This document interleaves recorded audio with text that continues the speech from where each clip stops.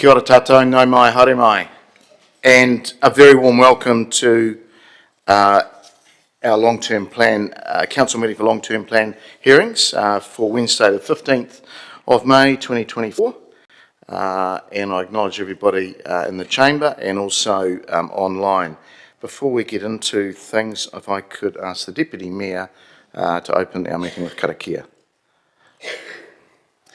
Tēnā koe te koro mātua o te rā, tātou katoa ngā kai kaunihira, kia koutou ngā whanaunga mai te moana nui a kiwa, nei rā taku mihi mata kui kia koutou.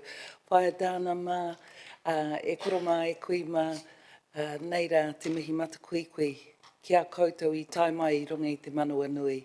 O te rā kia koutou katoa, tēnā koutou, tēnā tātou katoa. Tū taua mai I runga, tū taua mai I raro, tū taua mai I roto, tū taua mai I waho. Kia tau ai te mauri tū, te mauri ora, ki te katoa, haumi e hui e, pai ki e. Kia ora. Kia ora, thank you. Our meeting here is being recorded today. It's being live streamed on the Council's YouTube channel. In terms of health and safety procedures, in the unlikely event of an emergency, we will exit through the green signs, the entrance you came in. We evacuate to the assembly area, which is the clock tower in Te Maraehine, the square. In terms of health and safety, it's a non-smoking vaping facility here, and unlike the event of needing a defibrillator, that is located outside the customer service entrance on the ground floor, and if there are any incidents, please report them to our committee administration. If there is any questions to staff, if staff could just perhaps mention their name, title in the first instance for those online. And then in terms of apologies, if we could go to those please, number 2 on our agenda.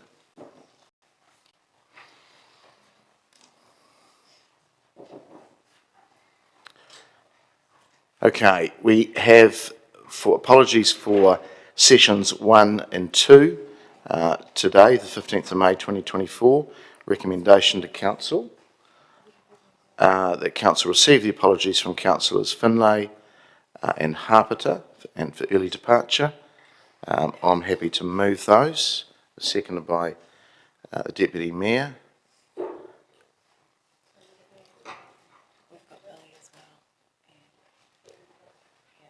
Okay, I've just got Councillor Wood. Councillor. Thank you, Mr. Mayor. I'll put in my apologies for session 6 and session 11. We'll do that at that time. We're doing that later, Councillor, Right. yeah. This is just for sessions 1 and 2. But we're also adding Councillor Meehan to this too, early departure. Anyway, it's moved by myself, seconded by the Deputy Mayor. No other matters arising? We will vote, please.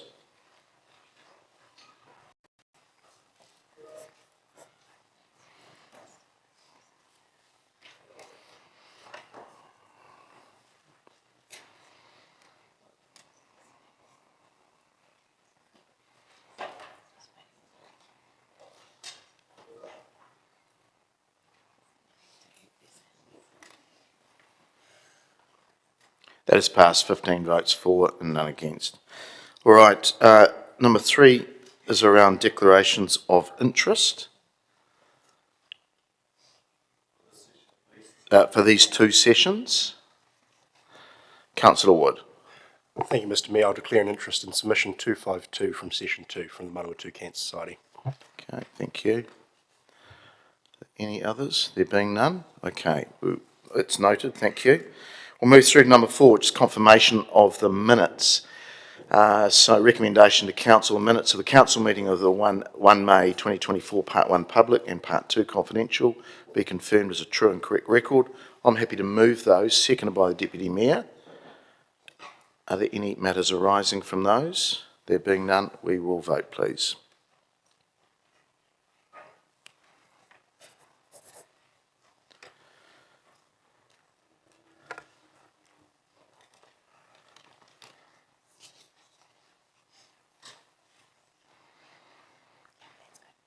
That's passed, 15 votes for and none against. Thank you.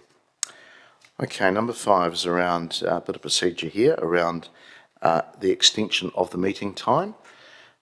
We need to do this under legislation. So recommendation to council that council resolves as per the standing order 2.1.7 that the meeting be extended until 8 p.m. on Friday, the 17th of May. That seems a very long time, but you may be allowed to go home at some stage. So look, I'm happy to move that, seconded by the Deputy Mayor. There being no comment, we will vote, please.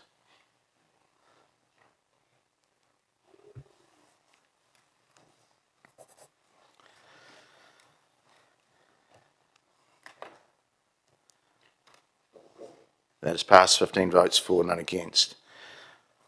Again, procedure here is the appointment of chairs for the following sessions and recommendation to council that we agree the chairs for the remaining sessions as follows. In session 3 and 4 will be the Deputy Mayor. Session 5, Councillor Hancock. Sessions 6 and 7, Councillor Arnott for the 16th of May. Sessions 8 and 9, Councillor Naylor. Session 10 will be Councillor Wood. Moving through to Friday the 17th. Sessions 11 and 12 will be Councillor Zabellin. Sessions 13 and 14 will be Councillor Fitzgerald. And then I will take the graveyard shift on session 15 as the Mayor. I'm happy to move those, seconded by the Deputy Mayor. No comments. We will vote, please.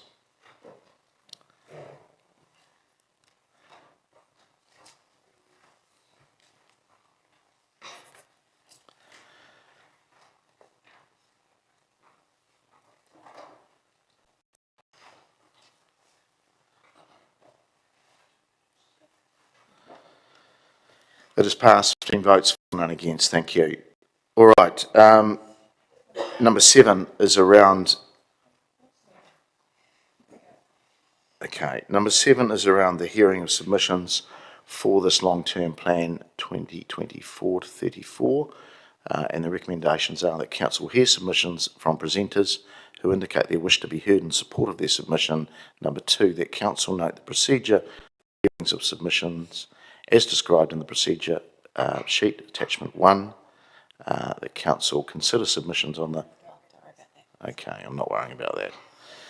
Okay, so that's the 2 recommendations there. I'm happy to move those, seconded by the Deputy Mayor. Are there any comments? There being none, we will vote, please.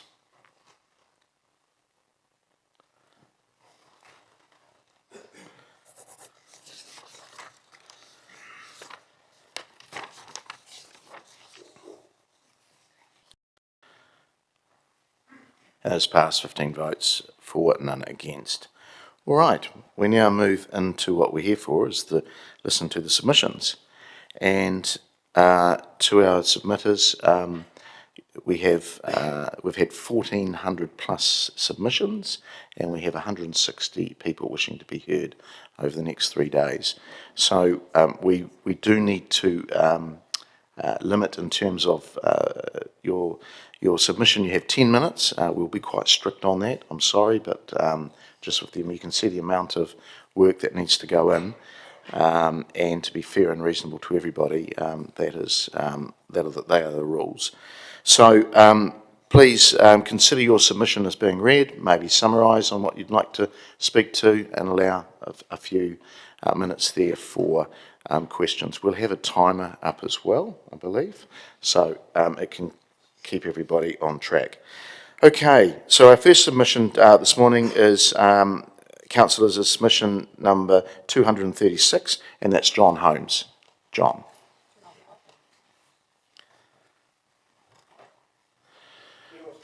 Welcome. Just come up to the front table there. There should be a microphone there for you, and you just need to push the red button. There should be a button there. One. You're right. There we go. Thanks, John. Welcome. Morning, ladies and gentlemen. Generally, you council people, you do a good job, but on this Featherston Street thing, you have really dropped the ball. It's madness. absolute madness what you've done. You restricted the second busiest intersection in Palmerston, and you cut it down. A bus stop in the middle of the road. You know, come on. You guys are sensible people. You do a good job. I know you can't, you know, you can't bring 100% all the time, but this Featherston Street thing, it is rubbish. If you don't know what's wrong with it, then you don't really deserve to be where you're sitting. It's stupid. That's all about, you know, that's all I'll say about that. As for the, can I talk about the other stuff that you want to spend? You know, money on unnecessary projects and stuff like that? Right, we're heading into a recession, and it's going to be a big one, and it's going to be nasty, and we do not need money wasted on things that we do not need. There are wants and needs in life, and unfortunately, you're earmarking some things, and again, if you don't know what these are, you don't deserve to be sitting here.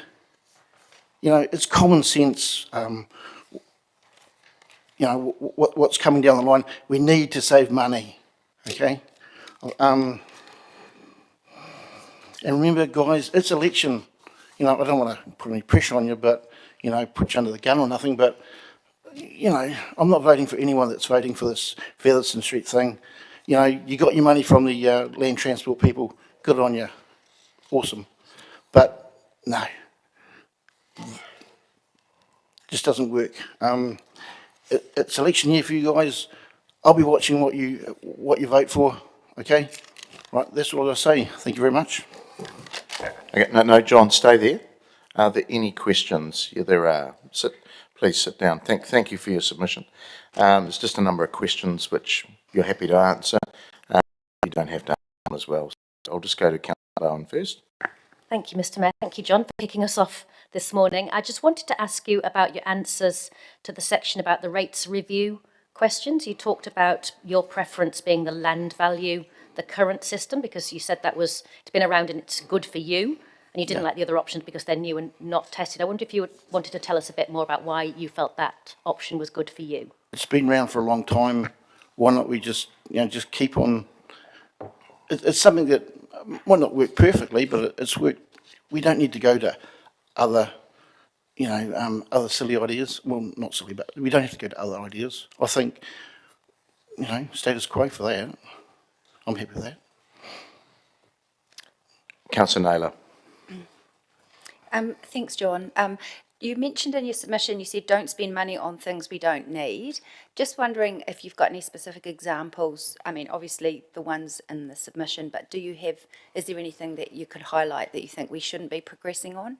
Yeah, like I said, if times were good and we were all, you know, making good money and things were really good, life's about wants and needs. You know, there's some things in there that obviously we don't, you know, we want, but spending, you know, money on stuff is like that. What's one example? That you're doing up a what is it called? You're doing something up. You're spending $7 million on something. I can't remember what it is, and we don't need it. I mean, there's other things like reinforcing council buildings. Fine, yeah, you can. I mean, there's going to be a big earthquake soon. We all know that, and that things are going to fall down. And you guys you sit in your office, you get specialists that tell you these things about how this has to be done and that has to be done. But you should really maybe get out of your office and go around and have a look at things. You know. I can't actually think of the some of the examples. That's fine. That's fine. Thanks for your submission anyway. Yeah, thank you, John. That's all the questions. Appreciate you coming in. Appreciate you submitting, and appreciate you taking the time to be here. Thank you. I'd like to say one other thing too about that Featherston Street thing. Someone's got to lose their job over this. Thank you. All right. Our next submitter is for councillors, it's submission number 1184, and that's Keith Betteridge. Keith, welcome. Thank you.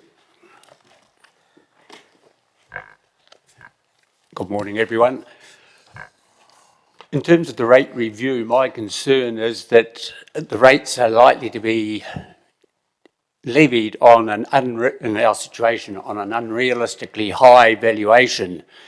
We live in Paeatua Street, immediately adjacent to the Crew Crescent development, and our house was on the market for 18 weeks. We had 70 parties looking to buy it. 2 people made offers when the 7% below government valuation. Both of those people withdrew their offer to buy when they realised what KO, Kaingora, was doing over the fence. And our complaint really is the fact that KO put in resource consent application saying the land is medium density housing, whereas in fact the City Council plan says half of the area in question is low density housing. So I don't know why they're allowed to put medium density housing, 2-storey units. They intend to put 139 people onto 0.8 of a hectare, which is, to our way of thinking, a very high density of housing. Certainly in the Hokowhitu area, there's nothing like it. And yet they say it has minor or less than minor impact. So it's going to affect the rates, and anyone in town who has KO building over the fence as a neighbour, the rates of those families is going to be probably far too high because the valuation is unrealistic. When you ask how is the valuation set, QV, quotable value, look at the district pattern of sales. They don't look at the neighbours, and that's understandable. So we're going to be finding ourselves suffering a rate increase based on the value of the supposed value of our land, when we know it's at least 17% below GV. We didn't get anyone buying, and may have to go 20, 30% below GV before we can sell. So why did council approve the development of medium to high density housing on land which you have designated in your plan as low density housing?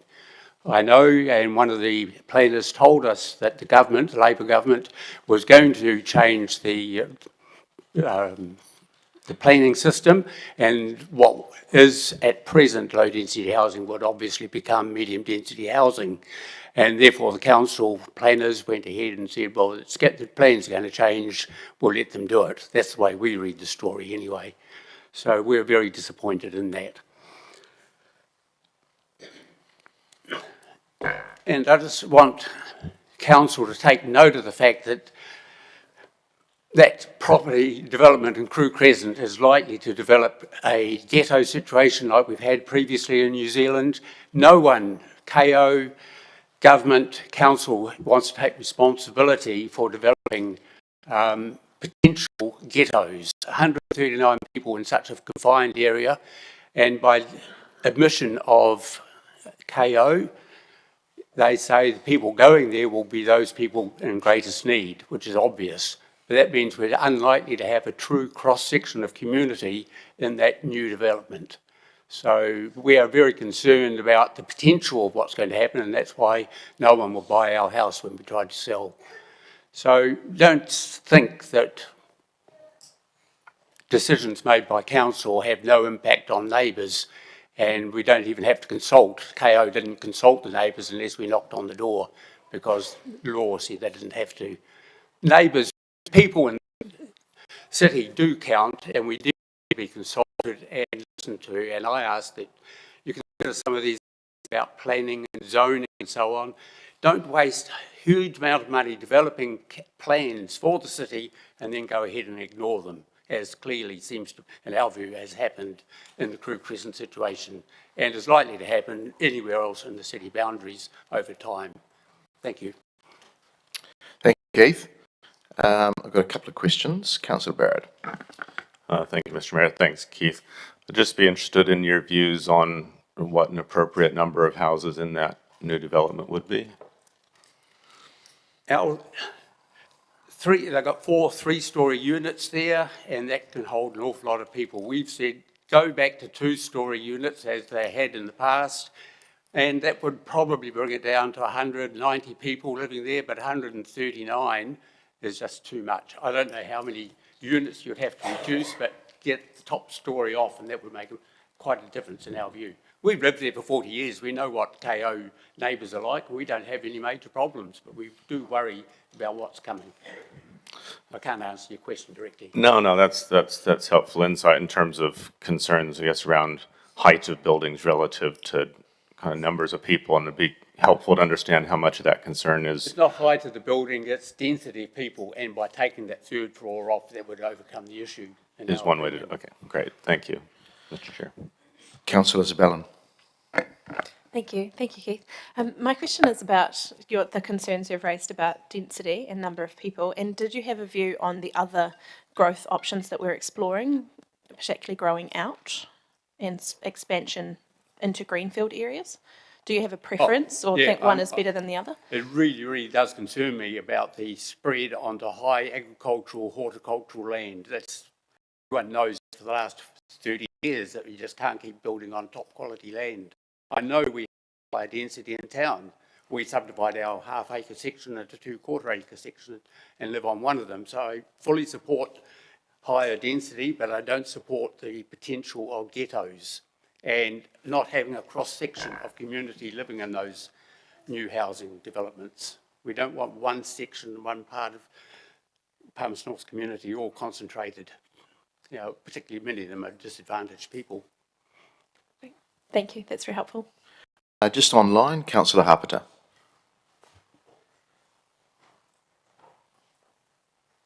Thanks, Keith. Can you hear me? Yes, thank you.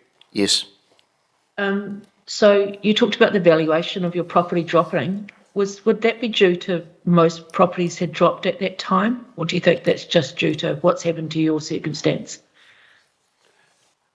The land agent trying to sell the property said that as soon as people realised what was going on over the fence, they lost interest. And the 2 people who actually made a offer, when they dug deeper into it, they realised that no way they're going to buy there. The district average, we look in the newspapers, you talk about 5-7% drop perhaps across the city in valuations over the last few years, 17%, and we still couldn't sell. That's a huge drop. Okay, thank you, Keith. Thanks, Mr. Mayor.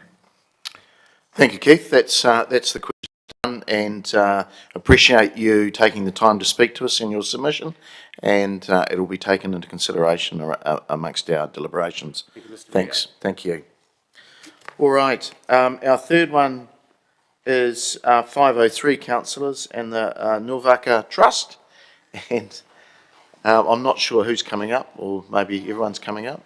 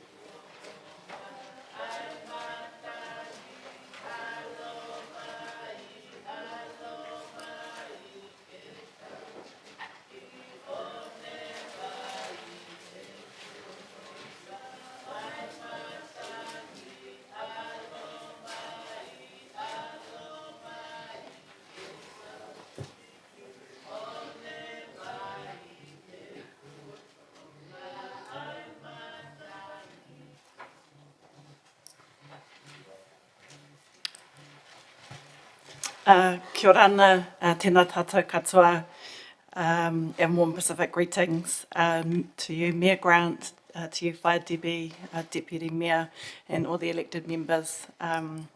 We come to present our submission to you.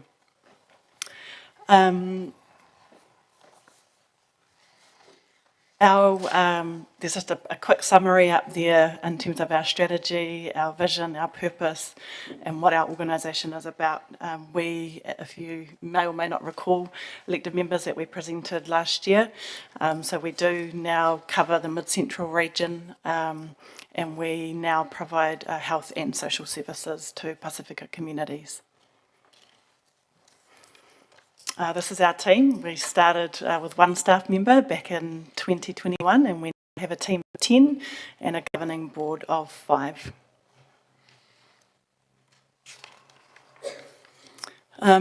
This is just a little summary of some data to present to you which supports our submission.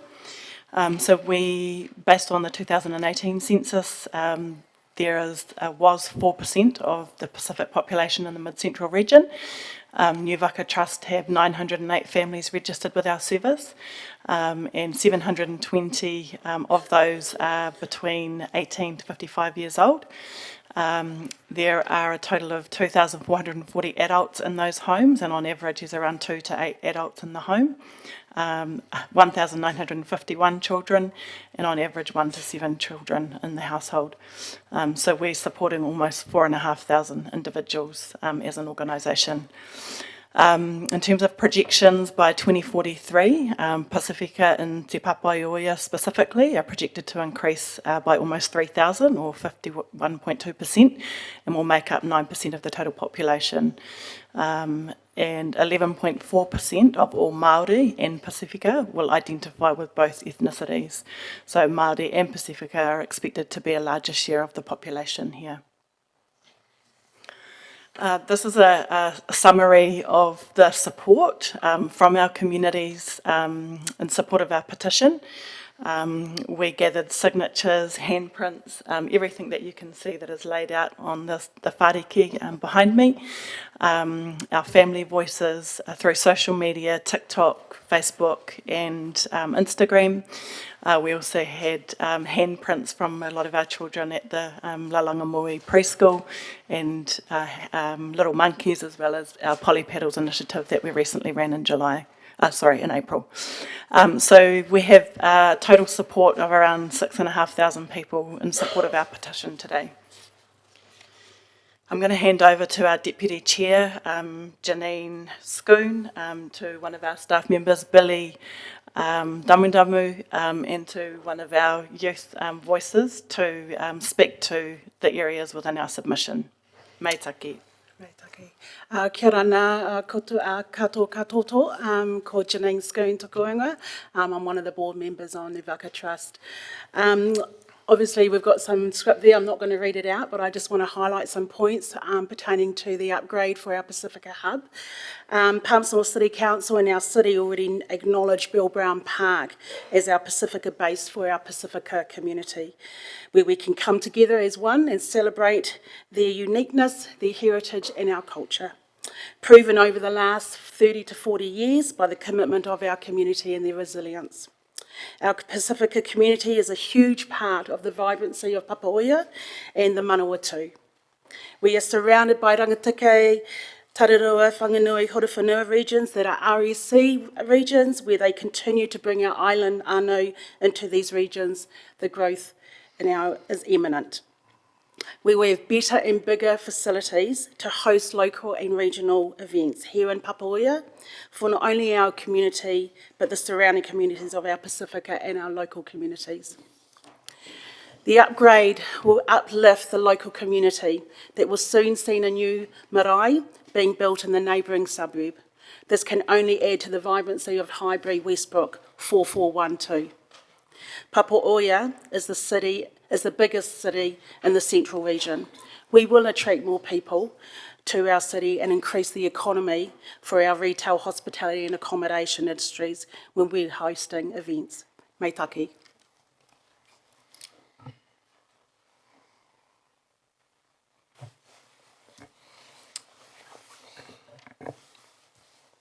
I'll be speaking on increased social housing investment. Nisambula Vinaka, Nathangunga o William Tamdabili, Wani Nivonuatu Wasunga Ibiti, Taile Bunamar. The challenges are Pasifika ownership rates are low. Pacifica make up 26% of those accessing emergency housing, 30% living in with mold and dampness, which is the highest reported rates and affecting high number of under 15 years. 26% live in overcrowded households.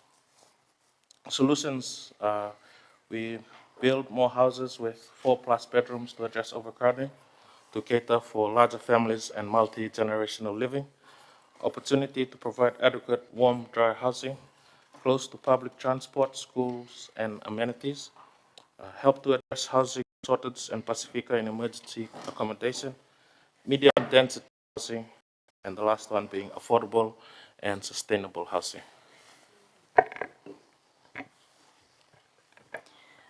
Rates review.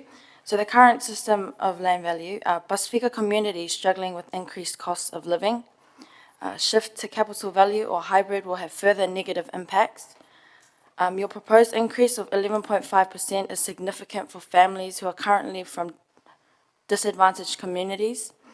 Increase will further exacerbate financial pressures and challenges. We propose the increase of no more than 5%.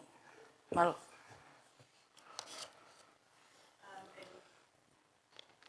Finally, just in terms of we're proposing that there's an increased investment for social support and to achieve kai sovereignty, and also for financial literacy and capability building of our Pacifica communities.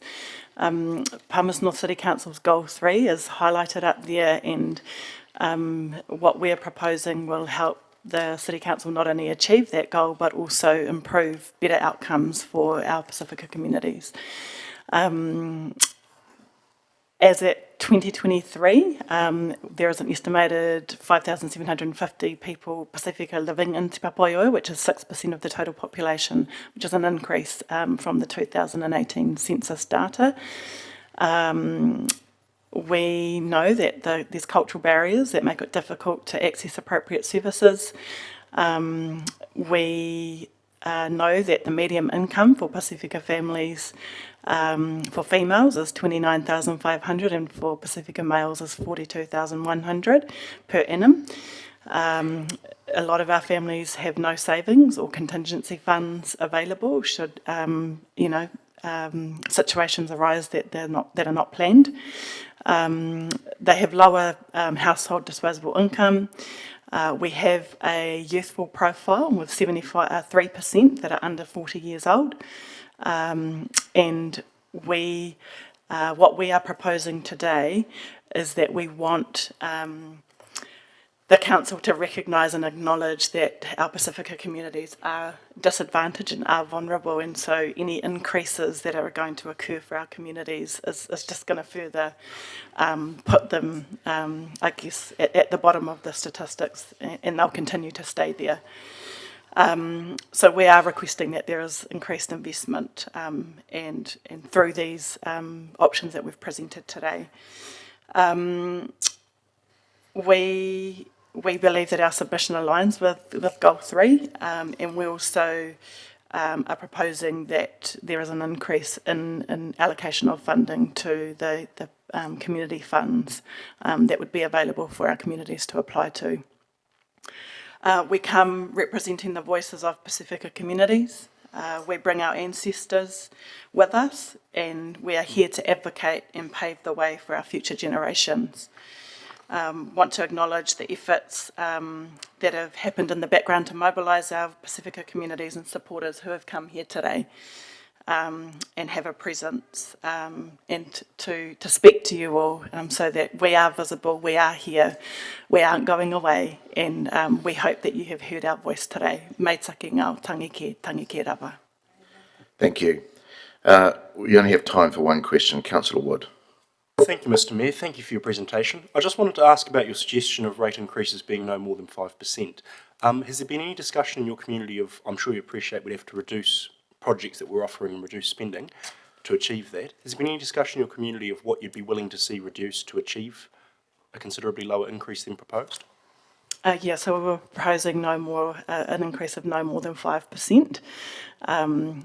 purely because our families are struggling already, and so any increase is going to actually cause further poverty, I guess, for our families. So, yeah, that's what we are proposing. May I follow up on that, Mr Mayor, or are we out of time? You're out of time. Thank you. Sorry. Mai taki. I've got to stick to my own rules. So look, thank you to Nuvaka Trust and to the Pacifica community for such a colourful submission, and appreciate you coming in to speak to us this morning. Like other submissions, they'll be taken into our deliberations. Thank you. And apologies, colleagues, but we just, the screen lit up, but we just haven't got time for all of those questions. Okay, our next submitter, I'll wait for the colourful mat to leave. Thank you. Okay, I invite, this is submission 809, Susan Beattie.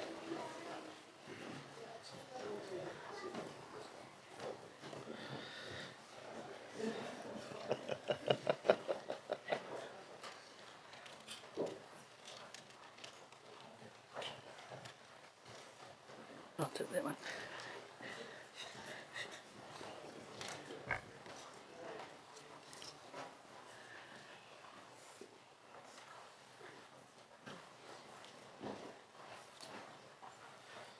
We haven't started your time, Susan, don't worry. It's all right, I can see it.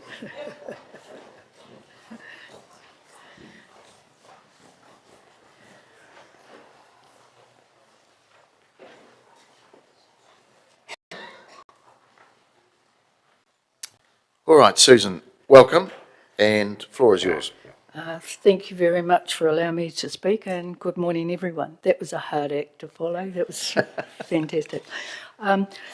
First of all, I'm just doing my personal submission, and I just want to add 4 things to what I've already written, so I won't go through what I've already done. So under the rates review, I'd like you to have a look at, please, the multiple units, and that's where you've got multiple buildings on a title, because when I look at that, when I look at the status quo, I personally prefer the hybrid that you're proposing, but it only gives that type of property an increase. Like I've looked at a couple of properties, I'll just give you an example. It only gives them an increase of $249, and there's 5 rental properties on that. So it's unfair. I think, you know, it gives that property an unfair advantage. And if you do go into capital value, it actually halves the rates of those properties. So I just think just have a look at it when you're looking at it, that you might want to put a differential on it.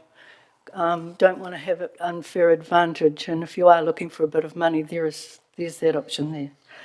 The second thing I'd like to talk about is the hidden rates increases. I am concerned that the wastewater, the $1,000 that's proposed, is not being added to. If you look over the 3 years, you've got a 38% rate increase over 3 years, I think it was, that I saw quoted. There's nothing in there that adds that targeted rate of $1,000. And I don't believe that that's only with inflation and all the other costs that council have. I don't believe that that's going to be any less than $1,000. So that very much concerns me, that it's not in your plan. The other thing that concerns me is some of the buildings that you're looking at partnerships with, is there's no costs in your plan for leasing, and that leasing is operational costs, not capital, so it actually increases your rates significantly. And where you say in your booklet that you've got a partnership, I don't know of any commercial partnerships that would be investing without wanting a good return for their money. And so I just think that there's a flaw in the way you've budgeted that. I now move on to my third item, which is the gold card parking. It's $10, and I think it should be increased to $25 to $50 annually. And this is actually to protect it, because I think in future budgets where you're looking for money, I think if you don't have a realistic cost of it, it's there to be targeted and, you know, to be taken away. And at $10 a year for free parking, it's not realistic. I get free parking and it used to cost me $20 a month and now I get it for $10. And it doesn't cost $10 to process a card. I saw costs of like $32 to actually do a processing. That should be cost neutral. And to me, if you're a senior and you've got a car, you were paying parking before and you've got it's a really good, bonus for seniors and I support it, but it's got to be at a realistic cost. Also too, that I have noticed with the hours, because I know a lot of people in town obviously, and there's a few of them that work in part-time jobs. And they're seniors and they're now got free parking while they're working and they're actually taking the parks up all day. So that's something you may wish to have a look at. And my fourth thing before I get on to my next submission, I've got 6 minutes, oh that's good, I'm going well, is the Awapuni building that you want to spend the $27 million on. And I did notice that it started at 22 million and then suddenly within a week went to 27. So God only knows from 27 million at the rate I've seen some of these projects increase over the past history of the council, that within 6 months it'll probably be 35 million. I certainly don't have a problem with the council purchasing the $2 million. I think that's a good investment, and whatever you decide to do with it or not do with it, that land is always a good investment, so I don't have a problem with that. I think the model that you should be looking for a hub in Awapuni is around that Te Aronoa based. They originally bought a house and got through government, one of the old KO buildings, and it's a community-driven organisation, and the programs and everything and that it's all done from the community, and they've done their funding. Council's given them a little bit of money over the time when I was here, I remember. But I don't think we need this big flash building sitting in Awapuni. And some of the comments I've seen in the paper is about the fact that it should be with the Central Library. Well, it's going to put pressure on the other areas because people who go to the Central Library and live in places like Roslyn are not going to get a bus to Awapuni to use the library, or other areas like Hokowhiti that don't have a library. They come into the centre of town and then they do their business. And if you take that library, the heart of the city, to Awapuni, it's going to wreck your city centre. There's plenty of empty buildings around in the city centre that you can temporary lease for a few years for all those activities that you have, your meetings, your library. You only need a small building for the library. I mean, we built Bunnythorpe for $3 to $4 million. Look at that asset. That would fit a library in it. Build something like that over. I'm not against an Awapuni library or a hub, but bring it down to a realistic figure of around about $5 million on that. Also too, I recognise in the Awapuni area that you've got the Mariah Maxwell's line, so there's an opportunity there to work in partnership with Rangatani there. And also Awapuni, it's not, it's an old established area. It's got a huge, like Riverdale, and that it's not got a huge development in that area. So I just think you need to look at that particular the money that's involved in that building. And again, I saw that that was going to be a partnership. So I'd be looking at the leasing. I've got 3 minutes, so I'll leave you for questions and then I'll go on to my Reach one. I think it's next, isn't it, Mr. Mayor? It's just lit up. I thought we were going to get 2 minutes back. Councillor Zavalin. Thanks, Mr. Mayor. Thanks, Susan. You also mentioned in your submission that you'd prefer that Cycleway's budget was cut from 55 million to 5 million, and I wondered, did you have any idea of which projects should be prioritised above others? Yeah, the Ashurst one was my main concern, where a lot of that money, it seemed that MDC could have spent a hell of a lot less more money than what we're going to do out there. I'd like to see that Ashurst one finished, but I don't want to see a mansion project. I want to see a mini. Thank you. Councillor Johnson. Thanks, Mr. Mayor. Thanks, Susan. Just wondered if you can expand on your comment, and you may be going to do that in your Reach submission, where you said that Roslyn has a greater need than Awapuni, and you'd support money to go there for a community hub? I would prefer to do that in my reach, Yeah. if that's Yep, all right. that's fine. Yeah. Thank you. Councillor Dennison. Yep, thank you, Mr. Mayor. Just confirming, so rather than build the Awapuna Library as proposed, can I just understand you said you'd be happy for it to be moderated to around a $5 million project, but then you also balance that out with saying find some space in a city and just lease it for that period. Were you thinking of both and, or were you had a preference for one or the other? No, I think you should still go ahead with the Awapuni hub and what that community wants, but not at that $27 million. And I think that the library project in the square and the library in the square is a totally different project, and that should be funded accordingly. But I don't see matching those two projects together as they're separate. They shouldn't be dependent on one or the other. That's helpful. Thank you, Mr. Mayor.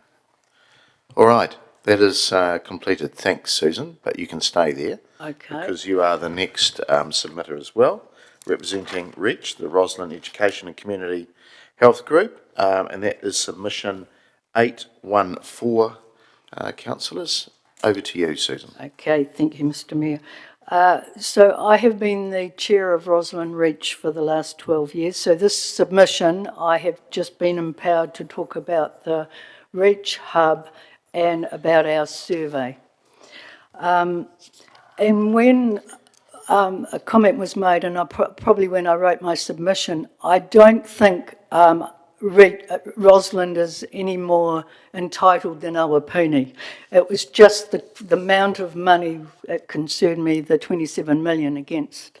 So that was probably in my haste when I was writing it. REACH would just like to acknowledge the staff of the City Council. We do the Waki Water Day projects and others, and we'd just like to acknowledge that we've so much support from the Palmerston North City Council staff, so please acknowledge that. And REACH stands for Roslyn Education and Community Health, if anybody's wondering about that. We've been working with Across, which is an organisation, and they're speaking shortly, so I don't want to, they'll have quite a bit of input into about the Roslyn Hub. So REACH has been around, as I say, for about 12, 13 years. It's got quite a few organisations in Roslyn. I actually don't live in Roslyn, I actually live in Milson, but saw a need, so I've continued the chairing of it. And one of the things that has come to our attention is there's nothing in the 10-year plan about Roslyn. There's no money or anything in there, and we've been sort of working with different organisations on a Roslyn hub. And we've got this opportunity to actually purchase a building. I don't want to go into the details of the building today because obviously it's commercially sensitive, and if we mention it then suddenly the price doubles and things like that. But there is an opportunity for Roslyn to sort of set up something like Te Aronoa, and working with Across will be one of the main organisations, but we have a vision, and I'll leave it to Across to talk to you about the vision, but we have a vision of bringing all the organisations within Roslyn together to form a hub to run some of the programs to help that area. Roslyn, as you see in my submission, it has only got 12% of the people in Roslyn are over 65. It's one of the youngest suburbs, and if you look at the condensed, look down Ruahine Street, Featherston Street, the condensed flats, KO type accommodations, it's one of the lowest decile sort of areas in the city, and it's had nothing spent on it. And it's the youngest demographic. We've got a lot of youth issues in that area. And I did notice, Councillor Hancock, that you were wanting $100,000 for youth programs in the paper the other day. Well, the hub would be a great organisation to start running, to add value to those sorts of programs. So I support your $100,000 too, but it's just working with the organisations rather than out on your own that you can that you can help that area. And Rosalind, I think that was when I was writing my submission, as Rosalind is an older established area with very little input that's had into it, and that was what I was more comparing about Awapuni, which is more established but probably a bit more affluent in areas like Riverdale, and it's got quite a few assets. So I think really that's probably, I mentioned a bit more in my previous, but it's really we're looking at probably something between $1 million to $2 million. And we figured that if you went and bought $2 million worth of land in Awapuni just before the 10-year plan submissions, and you didn't do any consultation with anybody, so we thought, well, yes, please, we'll have 2 million as well. And we've got land and buildings that we can look at, so, and I think that would be a great asset to the city. So I'll leave that for questions as well.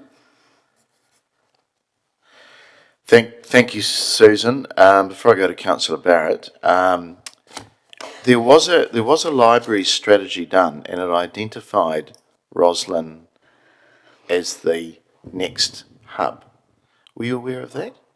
I was aware there was, I haven't seen it, it hasn't been presented to us as a group. But okay. All right, well, that's probably a note to our libraries and community team to perhaps populate that a bit wider. But everything you talked about was actually promoted within a strategy, and it was the next hub. But I think the time, I think from memory talking to somebody, it's pushed out, way out, and it's... Yeah, I agree So, that the timing isn't here and now, but it was identified. Yeah. Okay. Councillor Barrett. Thank you, Mr. Mayor. Thanks, Susan. Just interested if Reach has a view around what the model would actually be in terms of, does that group prefer to own the building? Do they prefer the council owns the building? How would it actually we prefer that the council would own the building, and then a group in the future, and as I say, when a cross comes in, as I say, I don't want to take there, but we see in future a governance board of all the organisations, include, like Reach across. There won't be one organisation that runs it, because then you get that frictions. So it'll be set up like that to run the programs. Thanks. And just, has any consideration been given around the potential of running some hub-type services out of the existing commercial block in Bogle Street that seems to have a very high vacancy rate? They've already got a 6 months lease on it, on one of the shops in there too. So, yes, there is. And could additional spaces be secured within that to get some things up and running, or is it really reliant on a new building coming into the mix? It's not reliant on a new building, but there's an opportunity, and it's to future-proof it, and to have a council-owned building, and then you can custom it to yourself. Cool, great, thank you. Yeah. Councillor Wood. Thank you, Mr. Mayor. Thank you, Susan. Just to get an understanding of whether or not you're expecting council to fully fund this project, or if you're applying to other funders to help support it. Applying to other funders. Thank you. Councillor Hancock. Yeah, thanks, Mr. Mayor. Thanks, Susan. Just a query, just in terms of where Reach currently is, can you just perhaps comment on its location and profile within the community? Could that be better, or is it? Yes, definitely it can be better. Always your profile can be better. Okay. Yeah. Yep, thank you. And just in terms of, like, I guess the main thread of your the submission really is, I guess, a plea to perhaps downscale Awapuni so that we've actually got some funding to support Reach. Yes. Thank you, Mr. Mayor. All right. Thank you, Susan. You've given us 2 minutes back. Thank you. All right. We'll now move through to our next submitter, which is Beverly Page from River Stop Awapuni, and that is submission 573, councillors. Beverly, welcome. Hello. Thank you, Mr. Mayor. Thank you, everybody, for having me. You have my submission, so I have made a few notes, and I have Annette here for support because I'm extremely nervous, so apologies for that. We're part of River Stop Awapuni, for those of you that don't know, and it was a group set up about 6 years ago. Oh, another member of Riverstop Awapuni. The idea was to beautify the shopping area and just create some community involvement in projects. We have a good consultation process with Whakapai Horoa, Awapuni Rotary, Men's Shed and other organisations in the suburb. And we've achieved much of those goals over the years and have continued to make various submissions to council. Thank you, first of all, for the right-hand turn at West End. It is going to be amazing when they actually get the right-hand turn arrow working. At the moment it's red all the time, which is a little bit confusing.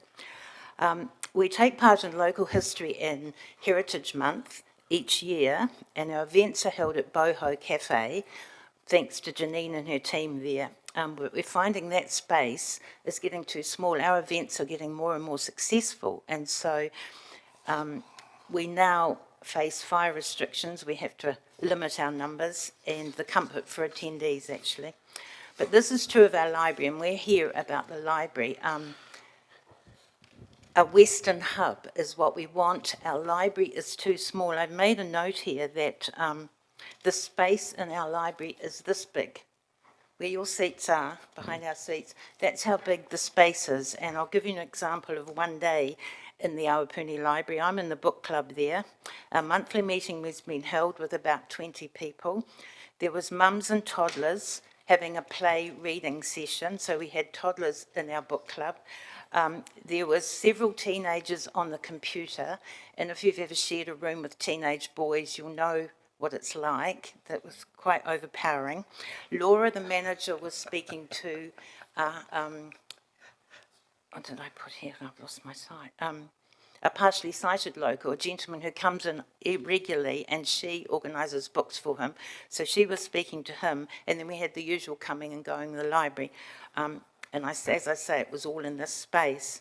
Recently, at another meeting I was at, I heard someone say, "But who reads books anymore?" And I was actually floored by that expression. And I said to him, well, I want you to go and sit in the Awapuni Library or our main library and just see what a library actually stands for. It's not about books, only about books, but people still read books, whether it's online, talking books. The Awapuni Community Centre is a great venue, but it is fully booked and it's frustrating for small groups to try and meet there. An example is a group called FLIP, which is run by Whakapai, and it's for at-risk children in our area. It's a school holiday program and an after-school program. And I was talking to the lady who organises it, Marie, and she said that they went there one day, they had a booking, and there were 3 ladies knitting, and they couldn't get in for their bookings, so the children in this program had to stay outside the Awapuni Centre and play basketball, which is not acceptable. With an increase in population, we have an increase in socialisation, and in Awapuni, during COVID lockdown, I didn't realise that we had so many people who lived on their own, because what was happening, families were walking with their dogs, and in my street alone, we had elderly people standing at their letterboxes because they live in long lanes. I live in off Long Milford Road, and there's lots of long lanes, and they were standing at their letterboxes talking to everybody who went past. Now they're back in their homes. You don't see them standing at their letterboxes. We have loneliness, which is becoming a problem in our society. With our Awapuni Hub, Western Hub building, which Susan referred to, the main library is only going to come there when it is closed for earthquake strengthening. We will be able to take some of the books, some of the business from that library. It is not going to become the main library in the city. Like I say, we're fortunate to have a community who's willing to support events, spaces for meeting and chatting. When the library was closed, our wee library, because of the floor problem, the flooding, everybody in that area took up all the groups that usually use the library. So the church came to the fore, Boho provided a wee room, we had people meeting in all sorts of spaces around Awapuni to compensate for the lack of the library. So I would like you to support our submission for the Western Hub in Awapuni. Thank you. Any questions? Councillor Barn. Thank you, Mr. Mayor. Thank you for your submission today. I had a couple of questions from 573B, which is the document that you also provided. There's a comment at the bottom of the first page about well, it says this will be a first for Palmerston North, but it is happening in other cities. I wasn't clear if you meant the hub idea or if that was specifically about the toilet facility. Yes, I meant that it's enabling good lives. Right. Is a movement in New Zealand, and I think there's Hamilton have them. They have public facilities where if you're a caregiver of someone who hasn't got the facility at home to have a shower or a bath, the public place in a community hub is provided so that caregivers can take them there and they can be hoisted into a bath to have that sort of care given if they haven't got the facility at home. Thank you. Okay, thanks for clarifying that. I wasn't sure. And then my second question, and probably you're well supported to answer this one, was a comment about the men's shed having outgrown the space in Racecourse Road and a suggestion that that could also be accommodated on the site. I don't know, did I put that background in space? Whoops. Did, yes. Can you answer that? We had some discussions with the person who was putting together the diagrams for the Awapuni Hub, and we've mentioned, and we've been here many times, about the lack of space for men's shed, but it's a separate issue. But yes, we've been very keen to look at the possibility of having some sort of facility there for men. It wouldn't be quite the same, and I've got some submission. I'll be speaking shortly about that when I speak to you. So the solution that's shown is not workable, but there is the idea of being in the community and having men there as part of it. And so the suggestion was that a lot of men are now retiring with different skills and different desires, in a sense, don't want to muck around with pieces of wood or metal. And so people with technical skills, electronic skills and so on. There could be some, like over in the library here, make a place there. We could have a space where people can do all sorts of other things rather than simply banging with nails and screws and making a lot of noise. Thank you. So that's the option, I think, for going forward. May I just add to that too, about the men? I've noticed in some of the groups I'm involved in Awapuni now that we have an increase in men attending, which I think is very brave, because they walk into a room with 15 women and they come back. And I think that's another part of society that we have to appreciate. When men retire, they're usually at risk more than women are. Women tend to be able to, I'm speaking from personal opinion, women tend to be able to just do stuff and they're out all the time and they've got groups and it's all very nice. Men sometimes have a problem. So that is something, a phenomenon I'm calling it in Awapuni. We have more and more men in our little local groups, which is wonderful. Can I just also, sorry, I've got 1 minute. The plan that came out, and I think David is mentioning this in his submission, when I showed it to people, because it was so grand and it looked like the Intercontinental foyer, and I know it's a conceptual plan, straight away people were against it. That sort of building, I don't believe, will fit into the Awapuni suburb. It is way, way over the top, so I'm assuming the proper plan will be a little bit down. Not quite so impressive. We don't need that in Awapuni. Okay, one more question, Councillor Barrett. Thank you. Leads on from your comment. So is your view that the building is the right size? I think it's the right size, yes, but I think from that conceptual picture, when you walk in, there's this huge reception area which is not needed. We'd rather have another couple of meeting rooms or something. Great, thank you. All right, one more, Councillor Dennison. Okay, all right, thank you. Thank you, Beverly, and support crew. Right, we move on to our next one, which is Joe Hollander. And that is submission 688, councillors. Joe.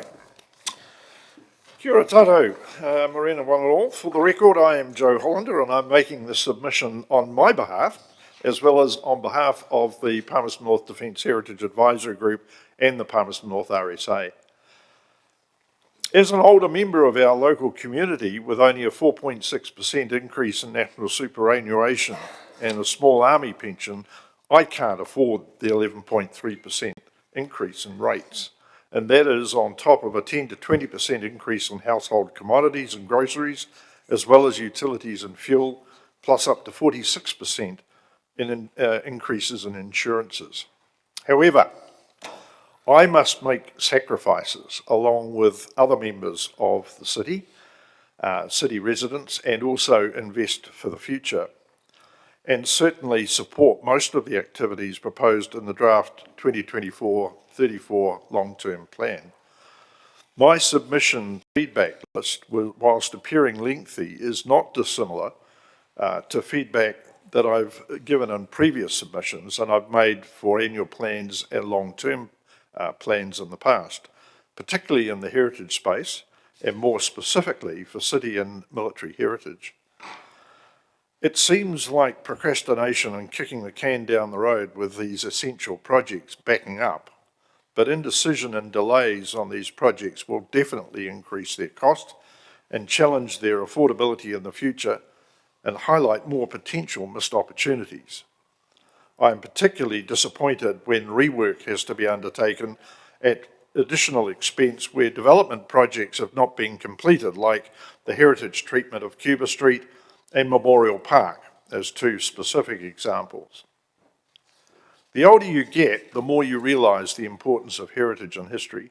As we lose members of our community who pass on, this history becomes forgotten and lost, and more challenging to research, record and retain. Leaving this in good shape for future generations and our local community must be a key goal. Heritage is often forgotten about and dropped to the bottom of the priority list when financial pressures occur. This is where we suffer at present, where insufficient priority is accorded to heritage matters and requirements. I won't go through the feedback list, but I'm happy to address any points that you want to question. I believe the listed items speak for themselves and are well known to most of you. I make a final plea for them to be further considered and catered for in the finalisation of the 2024-34 long-term plan. Thank you for the opportunity to speak to my submission. Ngā mihi nui hei kona. Thank you, Joe. Number of questions. Councillor Barrett. Thank you, Mr. Mayor. Thanks, Joe. Love your dot list of points. Around number 13, you referred to a cost-reduced Heroes Trail. Is there a dollar sum associated with that? I believe there is. I think certainly the leisure planning staff have looked at it and we cut the cost down by reducing the scope significantly. It was to occur in the 24-25 financial year, but it's been dropped off the list completely. Right. Thank you. So in other words, the work that's already been done there with the redevelopment of Memorial Park has come up to the point of stage 5 being incomplete. Understood, thank you. Just wanted to ask around number 18 as well, where you talk about making provision to make things vandal-proof. And I think those are, well, perhaps those are words easier said than done. And I just wanted to know what your view was around what equates to vandal-proof. I think the advent of, certainly in Te Mea Rai Hine, in at the cenotaph, has been proven. And I think the upgraded CCTV facility there can at least identify, the vandalism that has occurred fairly regularly over the last 12 months. The question is it being monitored 24/7? And at the moment, I'm unclear about that. We're sort of operating in a reactive mode so that if something occurs, the damage is caused, then we've got to go back and have a look at, miles and miles of recording to try and find the culprits and have them dealt with. I just wonder whether that can be looked at. We've also had quite a bit of damage at our cemeteries with both damage and, pinching plaques and headstones and so on. Our latest survey up there is that at Kelvin Grove there are something like 70 plus missing headstones and plaques that we're working on to try and get resolved. So, yeah, it's an issue. I know that there's some money put aside in the long-term plan to address vandalism, but just, you know, CCTV and those sorts of... I think education's another thing. I think we ought to try and work with the schools, because most of the culprits appear to be either those at school or those not at school. So, and amongst the youth organisations who are probably speaking to the converted, you know, we need to identify other means to try and prevent the amount of vandalism that's occurring in the city. It's certainly growing. Thank you. Councillor Arnott. Thank you, Mr Mayor. Thank you, Joe. Quite a list, your 19 points. What do you see 2 or 3 being the most important things you'd like to concentrate on first? I guess the higher level ones, I'd sort of focus on items 3, 8 and 14. 3, identifying the civic and cultural precinct master plan, which I think is going to inform the treatment to some of our major buildings like the City Library and Te Manawa and so on, particularly those that are seismically, need seismic upgrading. I would rather see some action taken on the master plan so that that can inform further treatment to some of these other buildings, rather than just strengthening them and then, you know, letting them deteriorate over a period of time. I think the whole thing needs to be looked at in a wholesome way. The City Heritage Plan, I'm concerned about the fact that it's buried within the arts plan, the Arts and Heritage Plan at the moment. And I've made suggestions in the past that I think it's got to be lifted out of there, because there are a lot of heritage elements in the city that are just not identified or not addressed because they are buried within the Arts and Heritage Plan. The city has a very rich heritage, if you have a look into it, across the board, not just military heritage. And to be able to treat that properly and recognise it, I think there does need to be a specific heritage plan. And number 14 really is looking at the Heritage Advisory Panel, and I know I keep banging on about it, but what I'm more keen about is to harness a lot of the voluntary expertise that's in our community at very little cost, if any. I mean, the advisory group, the Defence Heritage Advisory Group, doesn't really cost anything. We administer ourselves. We utilise council, you know, venues. But at the end of the day, I would see the Heritage Advisory Panel doing very much the same, but harnessing all of that expertise to be able to provide voluntary support and assistance, you know, to city heritage activities and the Palmerston North Heritage Trust and so on. Thank you, sir. Just one last thing. I've heard on the grapevine it's your birthday today, so happy birthday. You get to go home for your cake soon. Appreciate your dedication. Thank you. Joe, just hang around 10:30 when we have a cup of coffee, because it'll be your shout. Did somebody said there was some single malt was? Oh no, you're not allowed to mention that. Yeah. Yeah. Okay, moving on, seriously, Councillor Bowen. Thank you, Mr Mayor. Just really quickly, Joe, on the Heroes Trail at your point 13, is there any potential for that to be a partnership project, maybe with the RSA or others?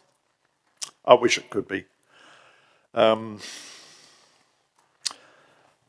Let me say this. I've been having words with the Manawatu Defence Hub, who are going through a bit of a soul-searching exercise at the moment to sort out their roles, goals and strategies and what have you.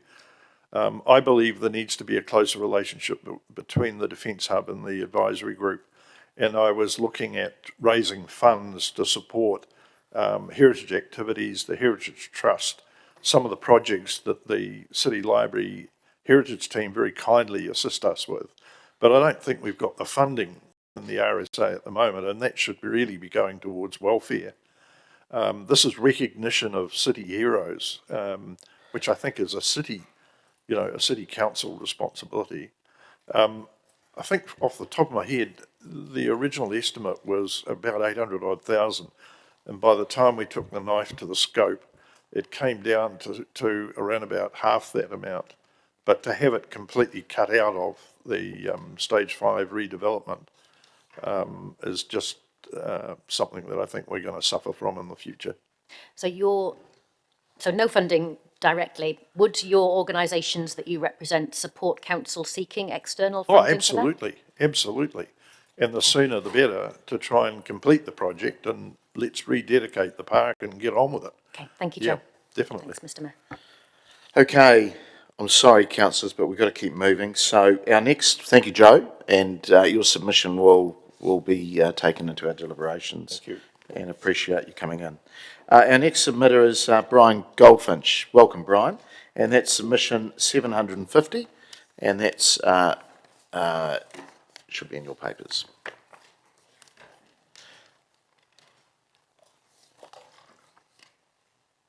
So I'm not too croaky.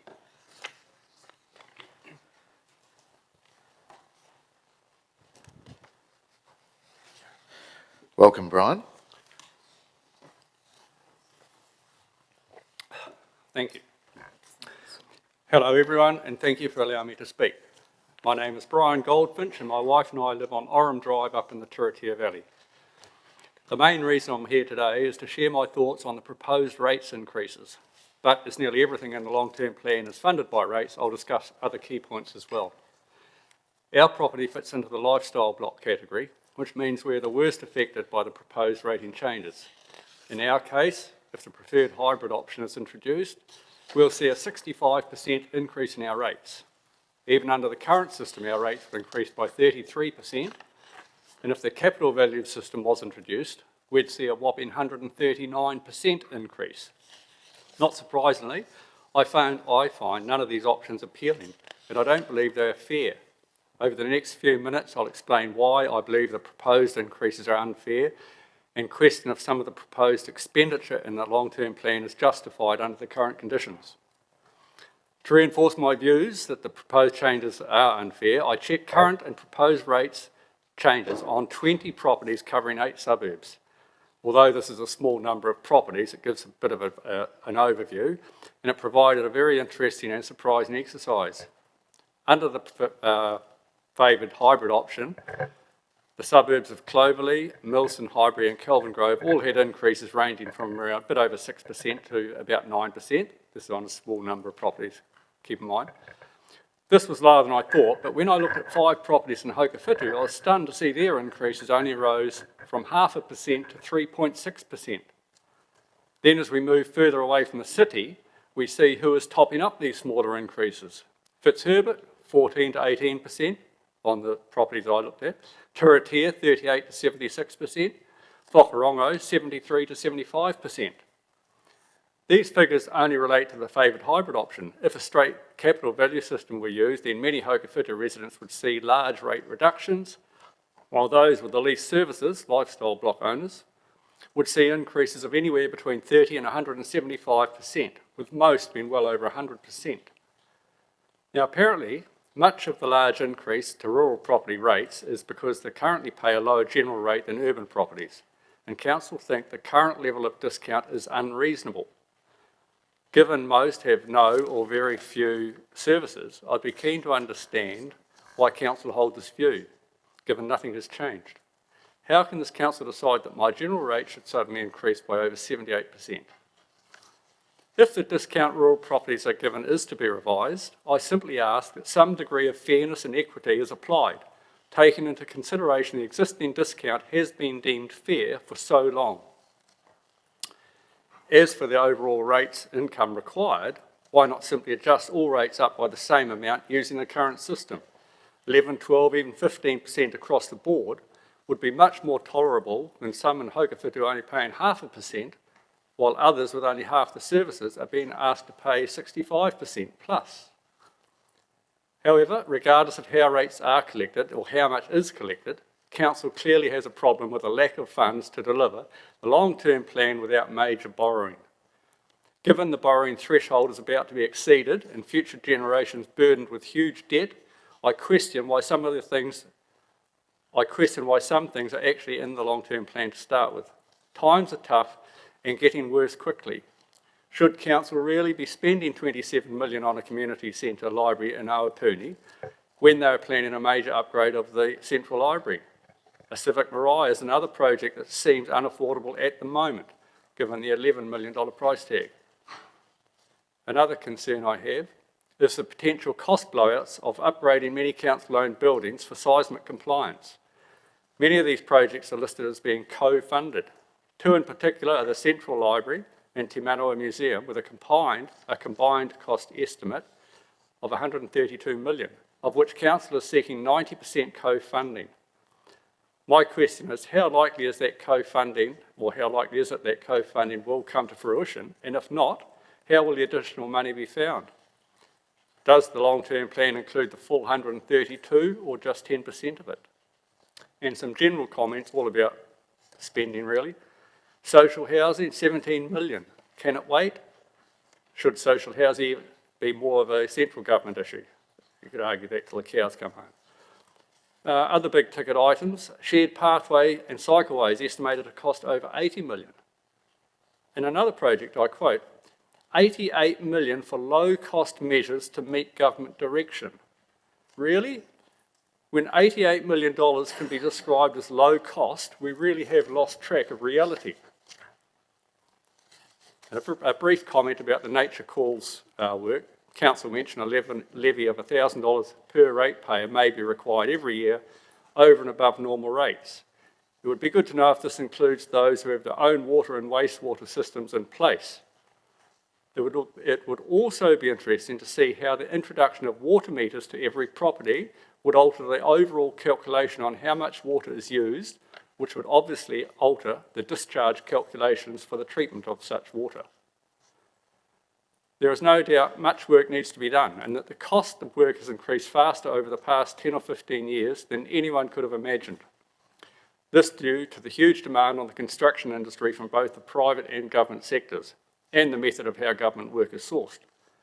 However, now government spending has been slowed and the economy continues to deteriorate, it would seem prudent to defer non-urgent work and wait until the construction industry enters a cyclic trough, which is coming in the not too distant future. So, to summarise, everything I'm asking this council to rate all properties fairly and equitably based on actual demand on city services, cut out or defer all unnecessary expenditure until it is affordable, and please stop borrowing so much money. Thank you for your time. Thank you, Brian. It's a succinct list there for us. Thank you. Any questions from councillors? Councillor Naylor. Thank you, Brian, for your submission. Just in terms of the affordability issue that you've raised, you've suggested many of the proposed projects shouldn't progress. Do you think we should be going as far as making changes to our levels of service or reducing our levels of service in order to keep rates down? I don't know if you can reduce critical levels of service. No, I don't think you can. Some of the things I would classify as nice to have, cycleways, things like that. I mean, if you put a lolly in front of a little boy, he'll eat it. If the lolly's not there, he won't eat it. He won't even know of it. He won't mind. So some of those big ticket items like the cycleways, I would say defer them. You know, maybe in 10 years' time, if Palms North has 100,000 ratepayers, 100,000 people rather, not ratepayers, 100,000 people, population might allow those sorts of expenditure to happen. But at the moment, the way things are, I just think we have to cut and burn. It's simple as that. I do not think that the current expenditure is affordable, either now or for future generations. Okay, thank you. Councillor Ballin. Thank you. Thank you very much for your submission. I noted in your submission that you were opposed to a separate food curbside collection, food scraps, and so I wondered if you knew that that's a government mandated requirement, and then if you had a view whether we should be advocating against that, pushing back, or whether we should just sort of like it and lump it. I was aware it was a government directive. However, I disagree with whoever's directed it, because I think so many properties actually have very few food scraps now. And I think I mentioned in my submission that it appears that lawn clippings, green waste may be included in some of that, those calculations, and I'd like to see that researched a bit more. And I think if I'm looking at 65% rate increase, I certainly won't be throwing any food away. Yes. If we had to roll out a food scraps service, would you prefer to see a green waste component added to that, for value for money, or think it's better not to go there? I really don't have an opinion on whether that should be combined or not. Thank you. So Brian, just quickly, with the rural or lifestyle proposal of increase to the rates, if there was something that went through, what's your view on it being staged over a number of years? If any increase was put in? Lessen the blow, absolutely. I'd ask the council to remember that, as I say, there is definitely, not as many services out in the rural areas, footpaths, streetlights, etc., as you all know. So perhaps staging it might lessen the impact a little bit. And I do accept that rates are quite low in some of those areas, but just to suddenly whack on a big, 60, 70% increase is pretty hard to hear. Right, okay, thank you. Excellent. Appreciate you coming in and speaking to your submission and taking the time to put a submission in as well. And all your comments and submission will be taken into our deliberations. Thank you. Appreciate it. Thank you. Okay, our next submitter is number 855, and that is David Chappell. David, welcome back.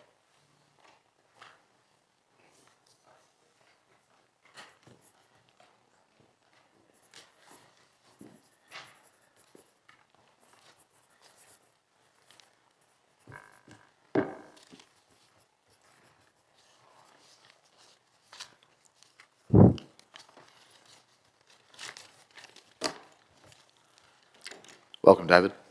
Good morning again.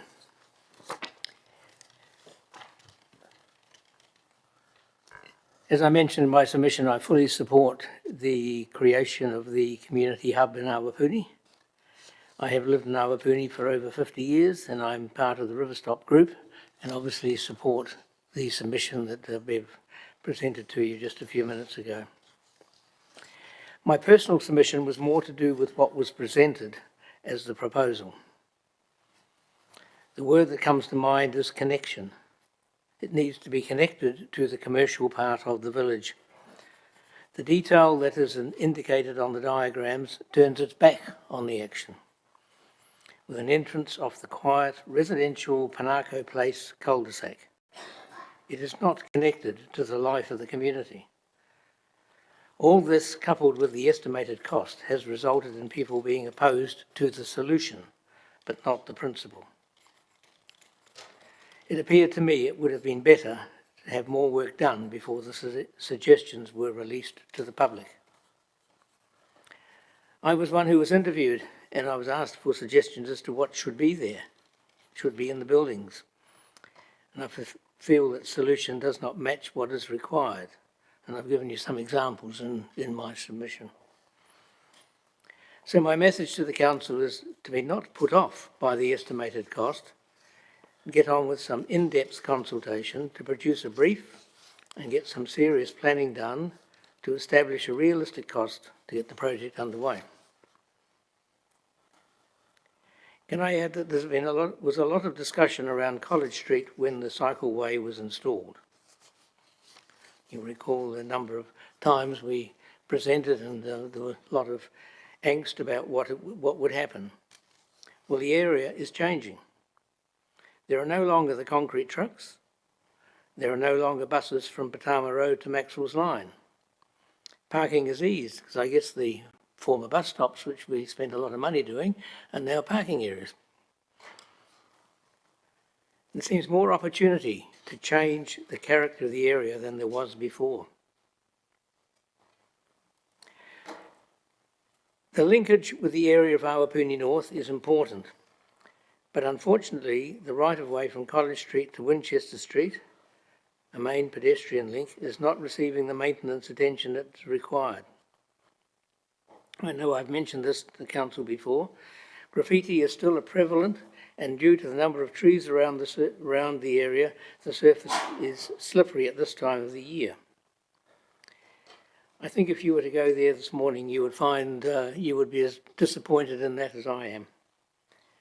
I appreciate that this is not really the forum for this, but please maintain the budget for not only looking after areas such as this, but enhancing them. And if I could just add an aside, this has got nothing to do with Awapuni. I'm aware of the proposal that Susan Beattie mentioned with the project with Across, and I was the chairman of Across for something like 8 years, and I think this is an amazing chance. So I just want to add my voice in support from the other side of the town to what they're talking about in Roslyn. So I'm happy. Any questions? Great, thanks, David. Yes, there are a number. Councillor Dennison.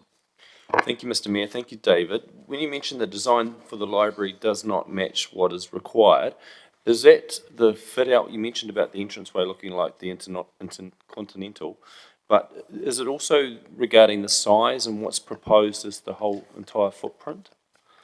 Well, I'm not really sure on what basis that size was defined.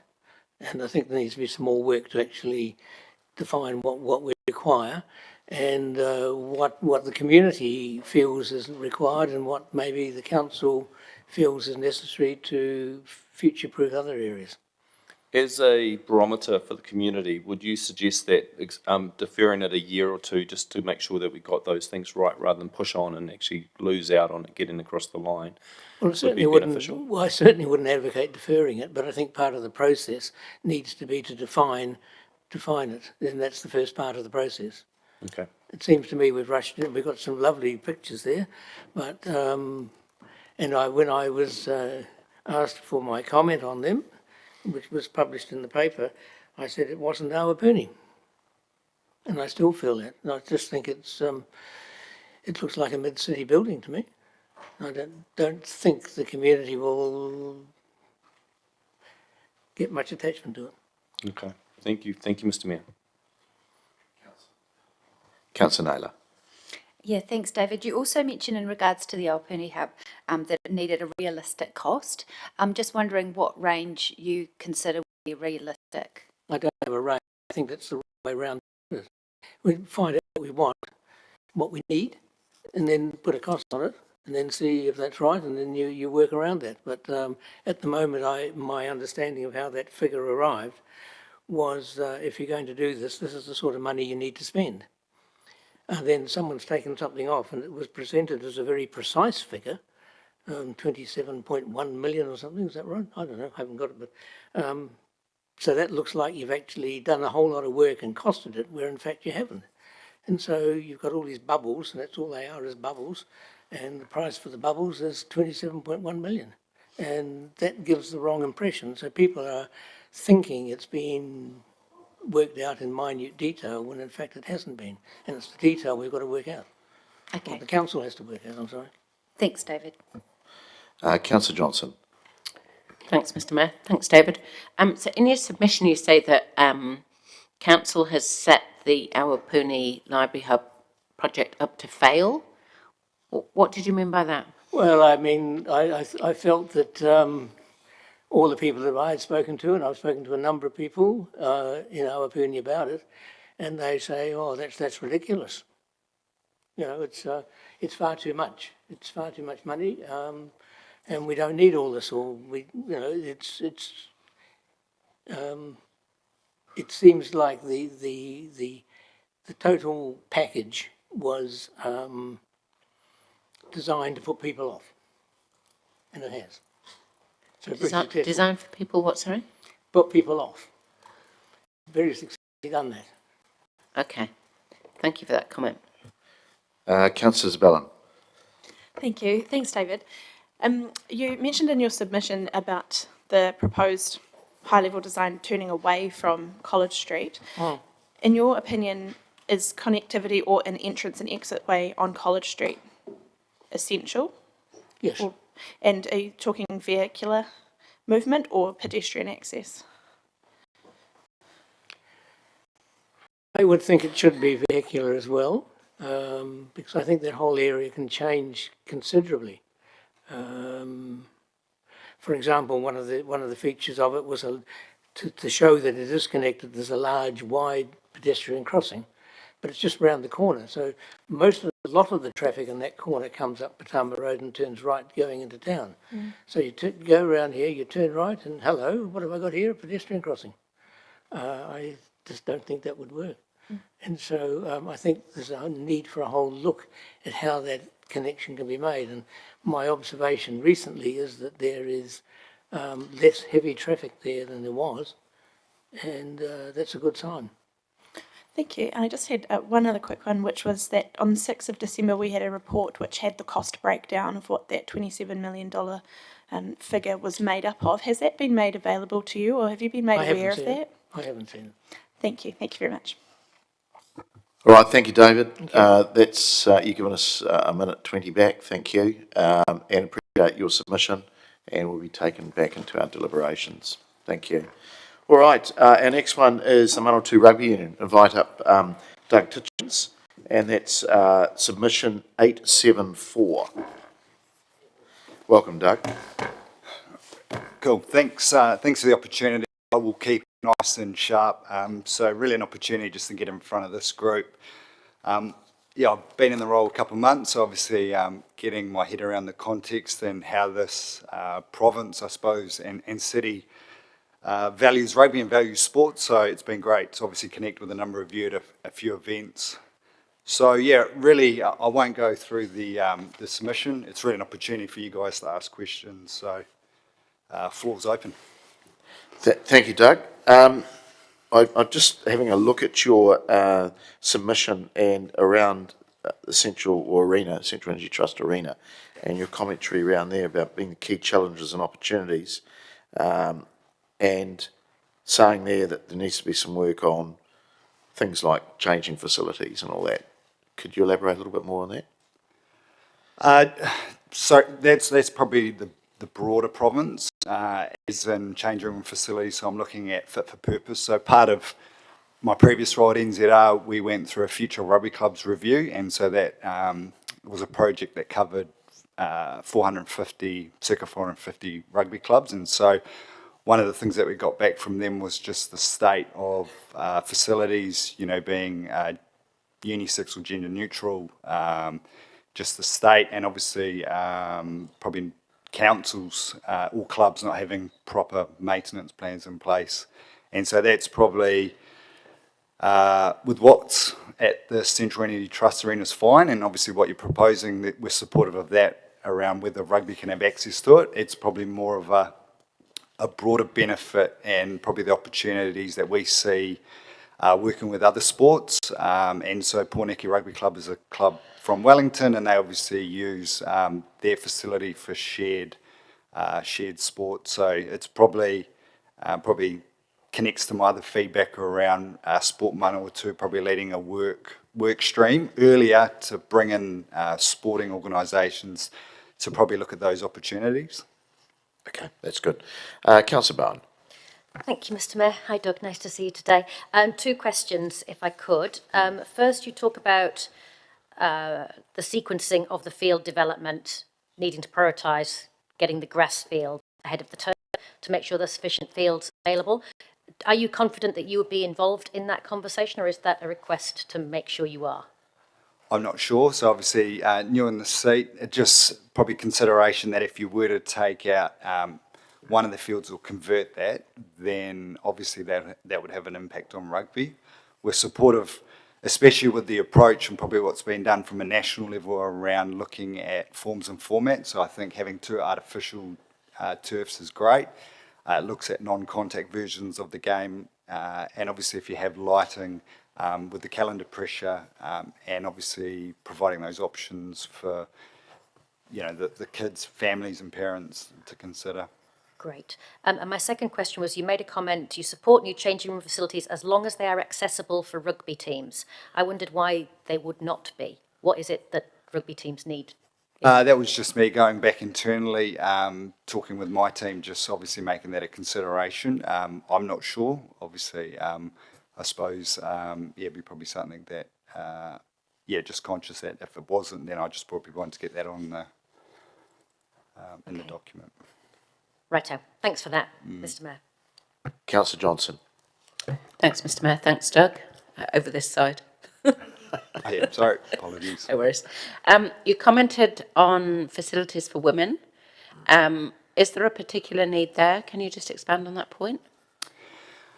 Yeah, and that's across the province, the standard of them. If I look at Coronation Park, for example, and I know with Rugby League, their feedback on it, I think majority of them aren't fit for purpose. So I'd probably challenge, what does that provincial plan look like? And obviously I understand the financial pressures, but it's probably just having a plan and phasing that. So actually, I think that's why I've kind of thinking more at a broader with sporting organisations because of the pressures with them trying to find funding. I think they're great opportunities for us to collectively work together, and obviously rugby is probably one that is funded quite well. Obviously there still are challenges in our space, but I think that's a way for us to work with those other sports and provide those other options. Okay, thank you.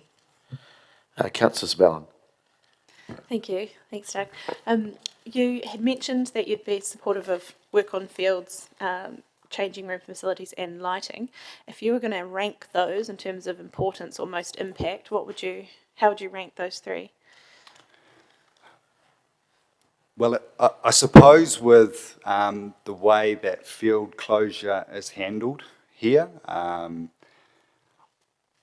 I would probably strategically look at lighting first and look at identifying fields where those fields are available. If I'm looking at calendar pressures, lighting just obviously gives you more time, and so I think that would be my priority, but it would be looking at what particular fields around the province, around the city that we would identify, or would be working with council on closures and what those standards. But I think there are some fields that we could probably identify and look at getting lighting a priority. I think then second year we're probably looking at fields, and that's probably why I like the idea of having 2 artificial fields because, non-contact and other forms of activation, skill development programs are those options where we can just amend our sessions to deliver to those communities. Brilliant. Thank you very much. Councillor Barrett. Thank you, Mr. Mayor. Thanks, Doug. Just interested in that discussion around kind of the balance of investment around some of the sporting facilities around the city vis-a-vis how much we put into arena and directly around there. So my question is, if you had $1 to spend, how much of that $1 would you spend at arena and how much of it would you spend around other facilities in the city? It's a great question. I think how it all fits together, and that's probably where we don't have enough information, and hence why I think that consultation approach with Sport Manawatu leading that, bringing us in, how do we collectively work? Because I think calendar pressures was a big one for everyone, and then it was trying to find those windows. So that's why I go to lighting, because all of a sudden you then open up your window. Strategically, if I'm looking, there are opportunities for more funding, and so this is probably looking at what New Zealand Rugby are doing around a legacy fund, which is looking at investing in facilities, infrastructure. So I think those are the opportunities.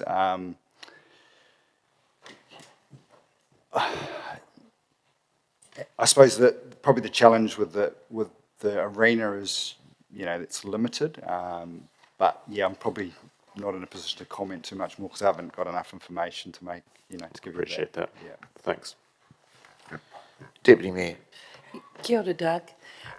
Just a query with regards to Manawatu Rugby Union. Is there a priority group in your strategic plan? School-age rugby, seniors? Is there one group that stands out with a greater population than the rest? So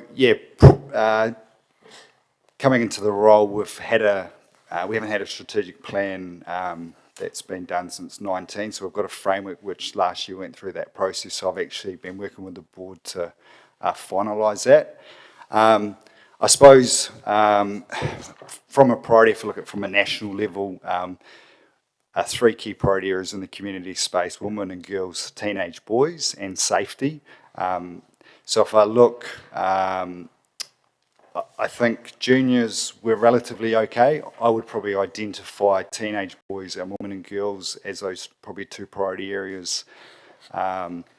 If I look at teenage boys, if I look at the top layer, they're generally, those, I suppose, aspirational performance players. They're generally well taken care of. It's those players that sit underneath. And so, but connected to that is probably coach development and supporting the coaches, because we feel that they have the biggest influence on the player and creating those cultures and environments.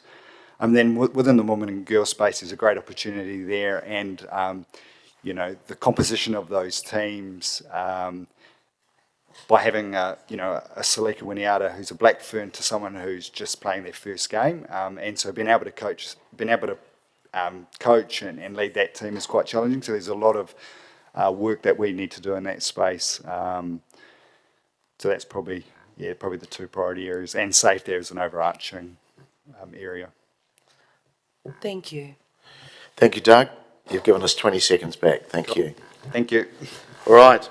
We're now through to our last submission of this session, and I invite St Peter's College Year 13 Geography class to speak to us. Councillors, this is submission 436. Welcome people, and we have your submission. So if you'd like to perhaps just give us a bit of a summary of what you'd like to speak to us about, and allow perhaps a little bit of time for some questions. You have 10 minutes. Thank you. Morning. We're from St. Peter's College with the Year 13 Geography class. And we got asked to speak to you guys this morning about what you guys can do to better your 10-year plan for Palmerston North to make the youth stay. So we've got a presentation up there for you guys. So if we could please start that. If you could. Me? Yep.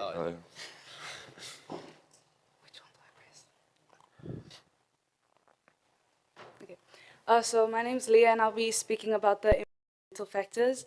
So some of the positive aspects that I've seen around Palmerston North is that there are a lot of trees and flowers planted in the city centre. I've also seen online that you guys have some ongoing projects with the Department of Conservation.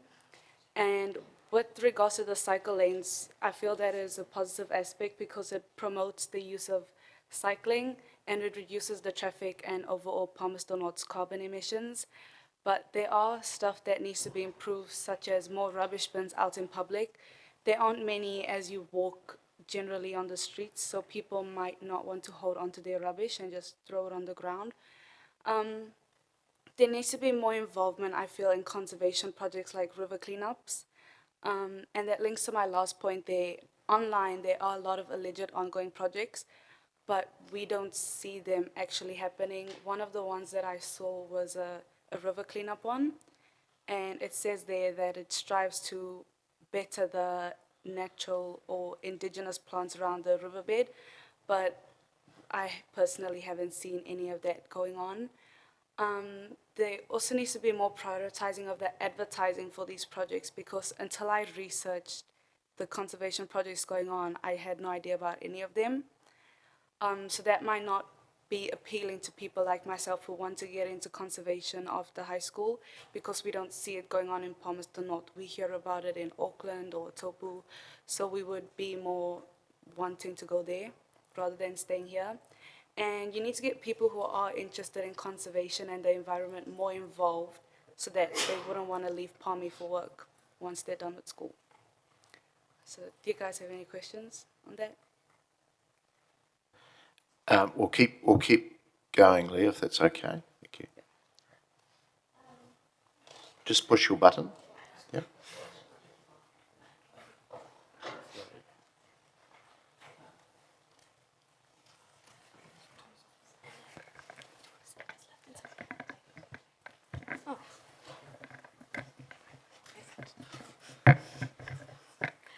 Kia ora, my name is Mai and I'll be talking about culture in Palmerston North. So up there we can see there's some things that we already like, which is we have a very diverse city, which I think is very good. There's an example, which is the 2018 census. It shows we're very diverse, large Māori, Pacifica, Asian and Middle Eastern communities, which I think is very good. Another thing that I liked was the Festival of Cultures. Especially this year, it was like very cool to see lots of different cultures. It's a great way of celebrating cultures. You know, there's good food, performances, cultural outfits. Also, events like the Festival of Cultures, Waitangi Day and Matariki, they're getting bigger every year, which I think is very good to see, especially like as a younger person, seeing more culture is like very welcoming, I guess. Yeah, and there's more people attending, which is also good. Some things that we can improve on are more cultural art in public spaces. For example, like murals, sculptures, memorials, like landscape and architecture, and like digital media and stuff like that. Because I think it'll make like the youth and everyone feel much more like welcome and make our city look a bit prettier and more like representative of like all the cultures we have. Another thing are like performances, like cultural dances, concerts, plays, just more events in like the promotion of like cultures in our city. And I think building on from the Festival of Cultures, having like more regular events, not just like maybe 1 or 2 a year, if that's possible. And more cultures being displayed, for example, like not just Māori and Pacifica, but like Asian, South Asian, Middle Eastern, African, European, Latin American, etc. And encouraging, I think, more groups to participate will be good. Thank you. Hello, I'm Jordan, and I'm just going to talk about crime quite quickly. I'll get into it quite fast. I like a few things about what we're doing in the city with like Māori wardens and things like that are out to protect us, but I feel like we're not doing quite enough. I think we've got issues around vandalism has been quite prevalent recently with in the Esplanade, the toilets were shattered and whatnot. So I feel like we need more council support in the protection of those public spaces where those things are going on. And I feel like youth crime has become quite a big problem. We remember the downtown incident where there was assault on shopkeepers, and it's stats show that like 87% of people in Palmy believe that youth crime is becoming at a crisis point. And so I feel like we need to do more to prevent that. And even recently I saw it myself, going out into town on the weekend, there was a fight at one of the clubs and the bouncers threw them out on the street and just let them fight on the street, and there was no one there to stop it. And it gets to a point where it's quite dangerous. So it'd be nice if there's even later hours support where people are out there watching, making sure people aren't getting injured, assaulted, helping them get home, get sober. Things like that would be quite helpful to use, I think. And another point is I would also like to see more in youth space and like free basketball courts in areas such as Highbury, where there isn't actually a whole lot to do for younger people that it's free. I think that's pretty much me. Hi, my name is Maddie and I want to talk about all the road issues that we have around Palmerston North. So one of the major ones is that there is plenty of potholes, especially down Pioneer Highway and Featherston Street and a lot of country roads. I live out in the country and there's plenty on my way to school. And another concern is down Broadway, there's lots of like bumps and stuff, like outside, especially outside Carncourt School with the parking, and I think it's from the tree roots. A lot of the white lines have been all rubbed off, like you can't really see much, and just parking outside of it is a major struggle. There's also a lack of passing lanes, especially from Fielding to Palmerston North, which for people, you know, coming from Palmy, it's, yeah, quite a big issue. We would also like to see more walkable and like pedestrian only streets. For example, George Street could be a good one to look at, as there's barely any parking down there anyway, and it's a nice small quiet street, and I think that would just be better, and it would also reduce a lot of carbon emissions. Another major point is that there is a lot of dangerous intersections like Rangitikei Line and Flyers Line, the Kairinga Bunnythorpe Road and State Highway 54 and Milson Line. There's also State Highway 3 from Palmerston North to Ashurst and Roberts Line intersection.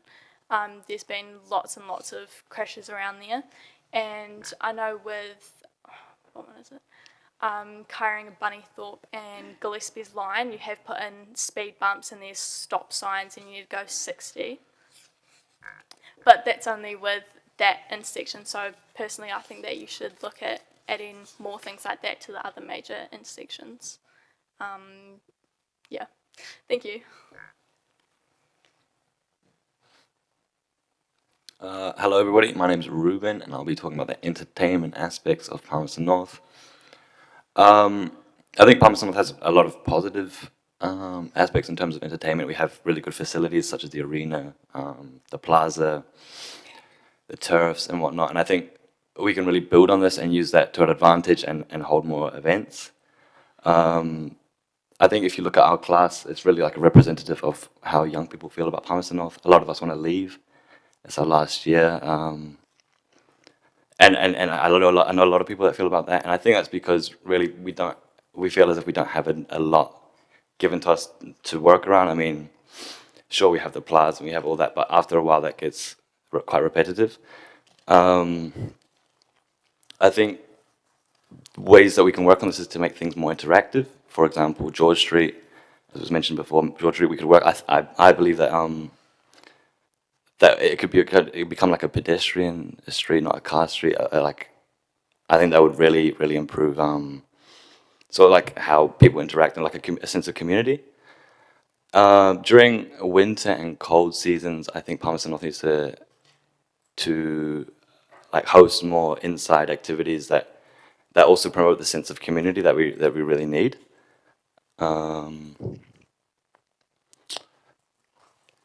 Palmerston North also, I mean, our location is very good. We're a very central place, and because of the infrastructure that we have, we could really become quite a vibrant city, I believe.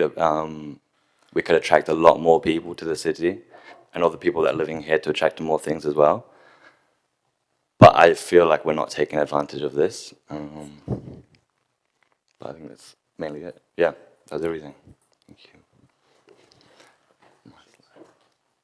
All right. There's no more speakers? Thank you. That is almost, actually it's exactly on time. So thank you. We'd, if we could have that PowerPoint included to councillors, that'd be great, because it actually isn't in your submission, and you've outlined a number of suggestions to us.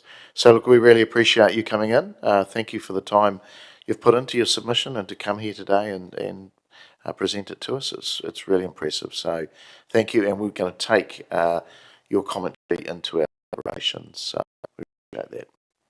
Thank you. Thank you. Thank you. All right, councillors, we will take a break. We're massive over time. I knew this would happen. So we will be back into the chamber, and apologies to those waiting, at 20 past. Thank you.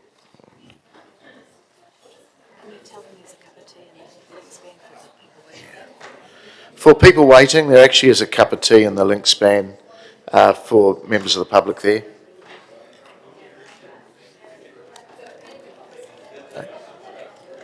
Yep.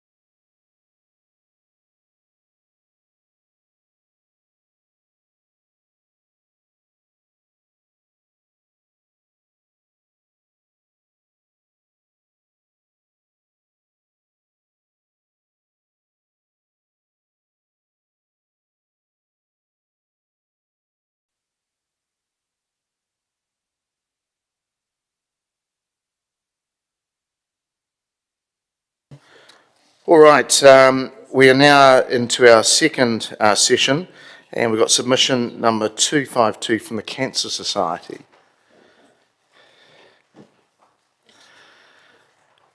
Welcome.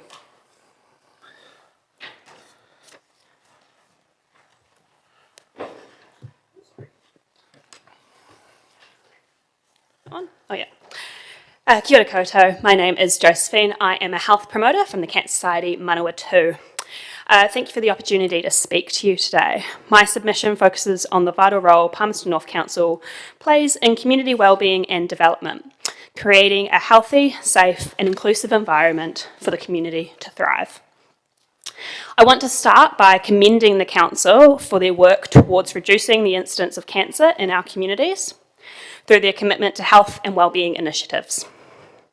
The adoption of the Oahi Kore Smoke-Free and Vape-Free Policy 2020, the Sun Protection Policy 2010, the Play Policy 2021, and the Healthy Beverage Policy 2017, and the Connected Community Strategy are leading initiatives in this country and are putting our region on the map for a healthy future. We must not be complacent when it comes to policy implementation though. Cancer is still the leading cause of illness, death, and disability in New Zealand. Council must commit to their statement that they want a healthy city where our community is safe and feels safe. In my written submission, I provided 9 recommendations for Council to consider towards the long-term plan. Today, I'll focus on the 3 that are of top priority to the Cancer Society Manawatu. Firstly, I ask the Council to recommit to the Oahi Kore Smoke-Free and Vape-Free Policy 2020. It's important more than ever to have a firm ground on which local policy is seen as the way forward. We must look to improve and establish strong policy that creates wellbeing enhancing environments, supporting, preventing and reducing the risk of non-communicable diseases, for example cancer, and helping people live healthier lives. Māori adult smoking rates are at 24.7% in the Palmerston North region, twice that of the New Zealand adult smoking population.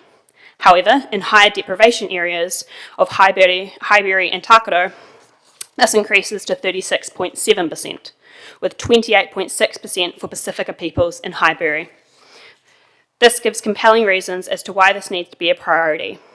Further work is needed to be put into the promotion of the policy to showcase Palmerston North as a community that cares for the health of its people. Vaping statistics are on the rise, so is the research surrounding the effects of inhaled and exhaled vapour on the public's respiratory and cognitive systems. Council's commitment to reducing the vaping exposure to the public is evident in the amendments to the Oahi Kore policy. Further implementation practices of signage to follow is needed. Our recommendation to Council is for funding to be allocated towards smoke-free and vape-free signage for all Council buildings and areas the policy applies to, as well as further information and education available to the public regarding the policy, the effects of smoking and vaping, and ways to help for cessation from these products. This sends the message that we uphold our policy statement of committing to being a smoke-free and vape-free community. Second, I ask the Council to recommit to their sun protection policy. Creating a safe and healthy environment for the community should include prioritising reducing the risk of overexposure to UV radiation. Skin cancer is one of the most common cancers in Aotearoa. We have the highest incidence and death rate in the world. The relationship between Council events and the Cancer Society's free sunscreen community loan scheme has continued success in providing the community with sunscreen during UV radiation peak times. Although we are thrilled we can provide this service to the community, our sunscreen poles should not be the only line of defence at these events. We have received calls of concern from the public that council-run events have had a lacking of shade and even the lacking of the appearance of sunscreen poles entirely. Recently, we had comments made to us about the lack of sunscreen available for the Explore Esplanade Day and Waitangi Day. Both of these events, sunscreen poles were not requested. The Rural Games was an exceptionally hot and sunny weekend. Poles were not ordered until the day before the event was set to start, only by request of a friend of mine who had happened to be there to set up. These events are important to the community. Health and wellbeing should be at the front lines for planning them. We recommend Council investigate into the implementation of your sun protection policy to make sure it is being promoted, enforced and utilised to the highest extent. We are always here to offer support towards sun protection. The reliance on sunscreen alone will not provide the community with adequate protection though. Hopefully councillors remember the good old phrase, slip, slop, slap and wrap. Providing the community with access to as many of these protection measures as possible holds up to council's commitment to being a sun smart city. This is why we ask council to dedicate some budget towards further natural and built shade, with priority given to parks and playgrounds in high deprivation communities. Lastly, I ask council that attention is given to local alcohol policy. Local alcohol policies give us the opportunity to reduce health harms, which could have a significant impact on the number of new cancer incidents presenting. It is widely evidenced that a key factor in reducing alcohol harm is to reduce consumption via reduced availability of alcohol. Palmerston North City Council's local alcohol policy is at a provisional stage. It has been the case since 2021, when the draft alcohol policy was submitted. This means that further development of this policy and amendments which could see reduction of alcohol harm in our communities has not been added. I urge council to look into the processing of this policy along to be approved. Only recently, there were 2 off-licence liquor store applications that the Cancer Society submitted appeals against. Luckily, these applications were withdrawn.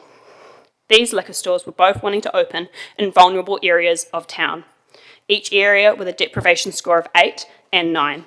These areas are also known for the frequenting of the homeless population as well as rangatahi. One store was wanting to open less than 250 metres away from a school. These are the kind of applications that can cause harm to our communities, and are also the reason why community input, policy enforcement and strong regulations are so important. Our community needs your aspirational leadership to continue. Local government has an important role in terms of public health within the communities they have been elected to serve. If we are to reduce the rates and the impact of UV, alcohol and smoking-related cancers where our community can live, work and play, we need to put the health and well-being of our community, and in particular our most vulnerable, our children, our future generations, at the heart of our decision-making. If we are to make real progress in reducing our cancer statistics, the sun protection, the smoke-free and vape-free environment, healthy beverages and alcohol policies need to be implemented meaningfully, as well as budget allocated in the planning, implementation and evaluation of the long-term plan. This can also be achieved by council adopting a health and all policies approach to council decision-making, prioritising healthy urban planning, access to healthy food and beverage, safe neighbourhoods, safe active transport pathways, reduction in alcohol-related harm, and smoke-free and sun-smart environments. As always, the Cancer Society is here to offer support in the development and implementation of policies that will help strengthen community wellbeing. Thank you for your time today. Thank you, Josephine. Just one question from me, and thank you for quite a comprehensive submission. You note in a lot of evidence or reports to evidence some of your comments. Mm-hmm. Some of them it's quite old. Is there? Yeah. I mean, some of it's 14, 15 years old, and obviously things have moved on. Yeah, so right now, most of our statistics are based on the 2018 census. That is because the new data of the census hasn't come out because of that whole muck-up with the Stats NZ and census. So we are waiting for that new evidence to come out. We do have new evidence on vaping that's being kind of looked over. So as that's being developed, we're trying to update our evidence. But right now, we do have to just kind of look back on the 2018 and hope it's improving, but focus that we should always be making improvements on their statistics anyway. Okay, thank you. Councillor Barrett. Thanks, Mr. Mayor. Thanks, Josephine. Just wanted to ask around the sun protection, and especially as it relates to reserves and playgrounds and recreation spaces. Are there either standards that the Cancer Society uses, or are there resources that are available for communities to identify what's appropriate in terms of the amount and proximity of that shade to those facilities? Yeah, absolutely. So we kind of have like a shade index auditing kind of process so that we can go over with your Parks Department, and I think we've tried to do that in the past. So pushing that forward would be really awesome, and which we do as a kind of case-by-case basis. So we look at each park and the facilities available and the kind of space that what's being utilised, and that's how we determine what kind of shade it's needing and what kind of natural or built shade it's needing. Thanks. So that's something that could be done collaboratively between the Cancer Society and Council. Absolutely, I'm very happy to do that. And your understanding is that to date that hasn't happened? From my understanding, it's not really happened, no. I haven't had any collaboration and never has my past person. Great, thanks so much. All right, thank you, Josephine. All right, our next submitter is submission 370, Tatiana. Okay, she's not here. Okay, we go to the next one then. Number 351, Ross Linklater. Welcome, Ross.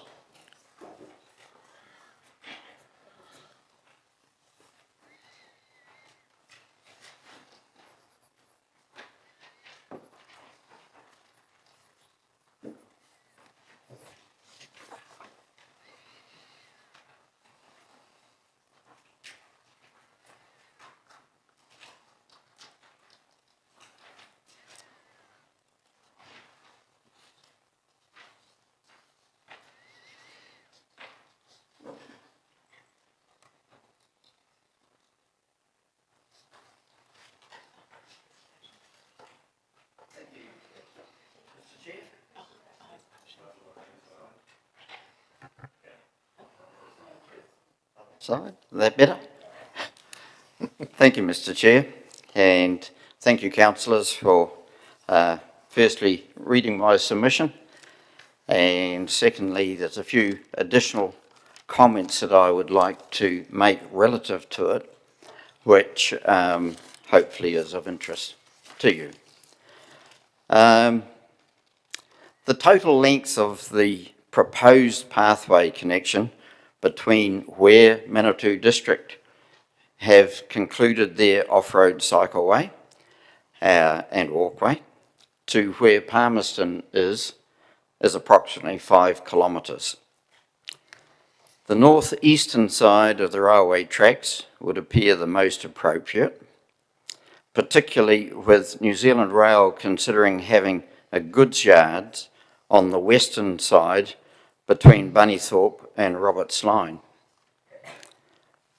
I have circulated 2 plans which are from different sources but basically saying the same thing. So if they can circulate between the councillors, you can see the area I'm talking about. The proposed pathway aligns with the printed maps of the Te Araroa pathway. Overseas visitors who choose to walk large parts of New Zealand certainly would appreciate a safe off-road pathway. Bunnythorpe residents are Palmerston North City Council ratepayers, so having an off-road connection to both PNCC and or Fielding would be of assistance to them. A 20-minute cycle ride would save vehicle running costs and pollution. And the very fact that the Te Araroa pathway is known nationally, could that enable government financial assistance in helping create this path?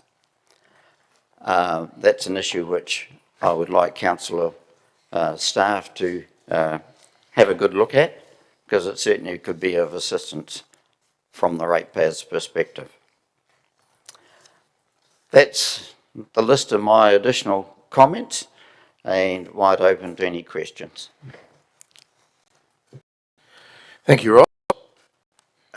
Hopefully the map can get round to me at some stage. It's coming. Great, thanks. Councillor Barrett. Thank you, Mr. Mayor. Thanks, Ross. Just to your point around government funding around this, is your view that we might be able to secure more than the 51% that comes through NZTA Whakatahi already?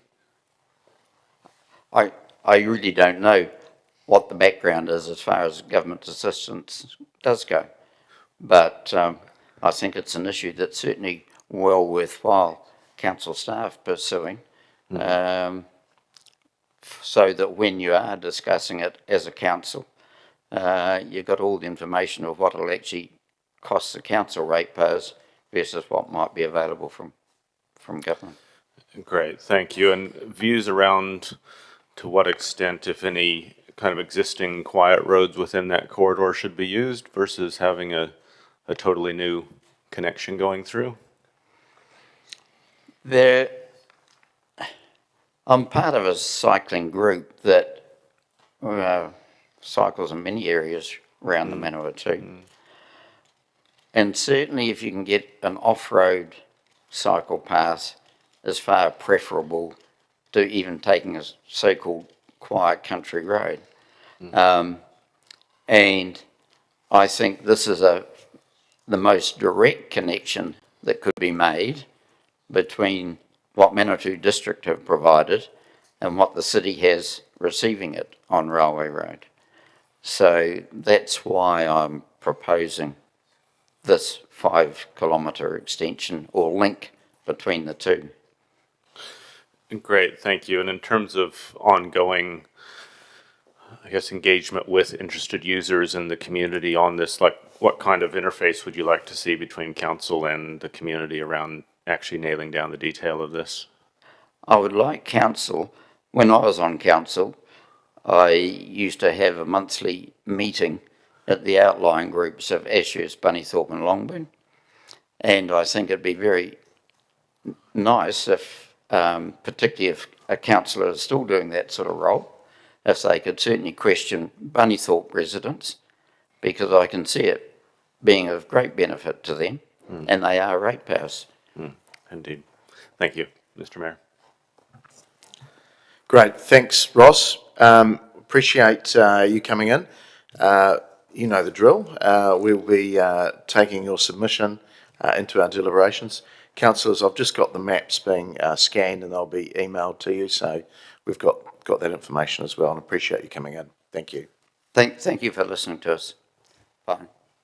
All right, to number 790, and this is the seniors reference group, and we have the chair of that reference group, Jim Jeffries, with us. Jim.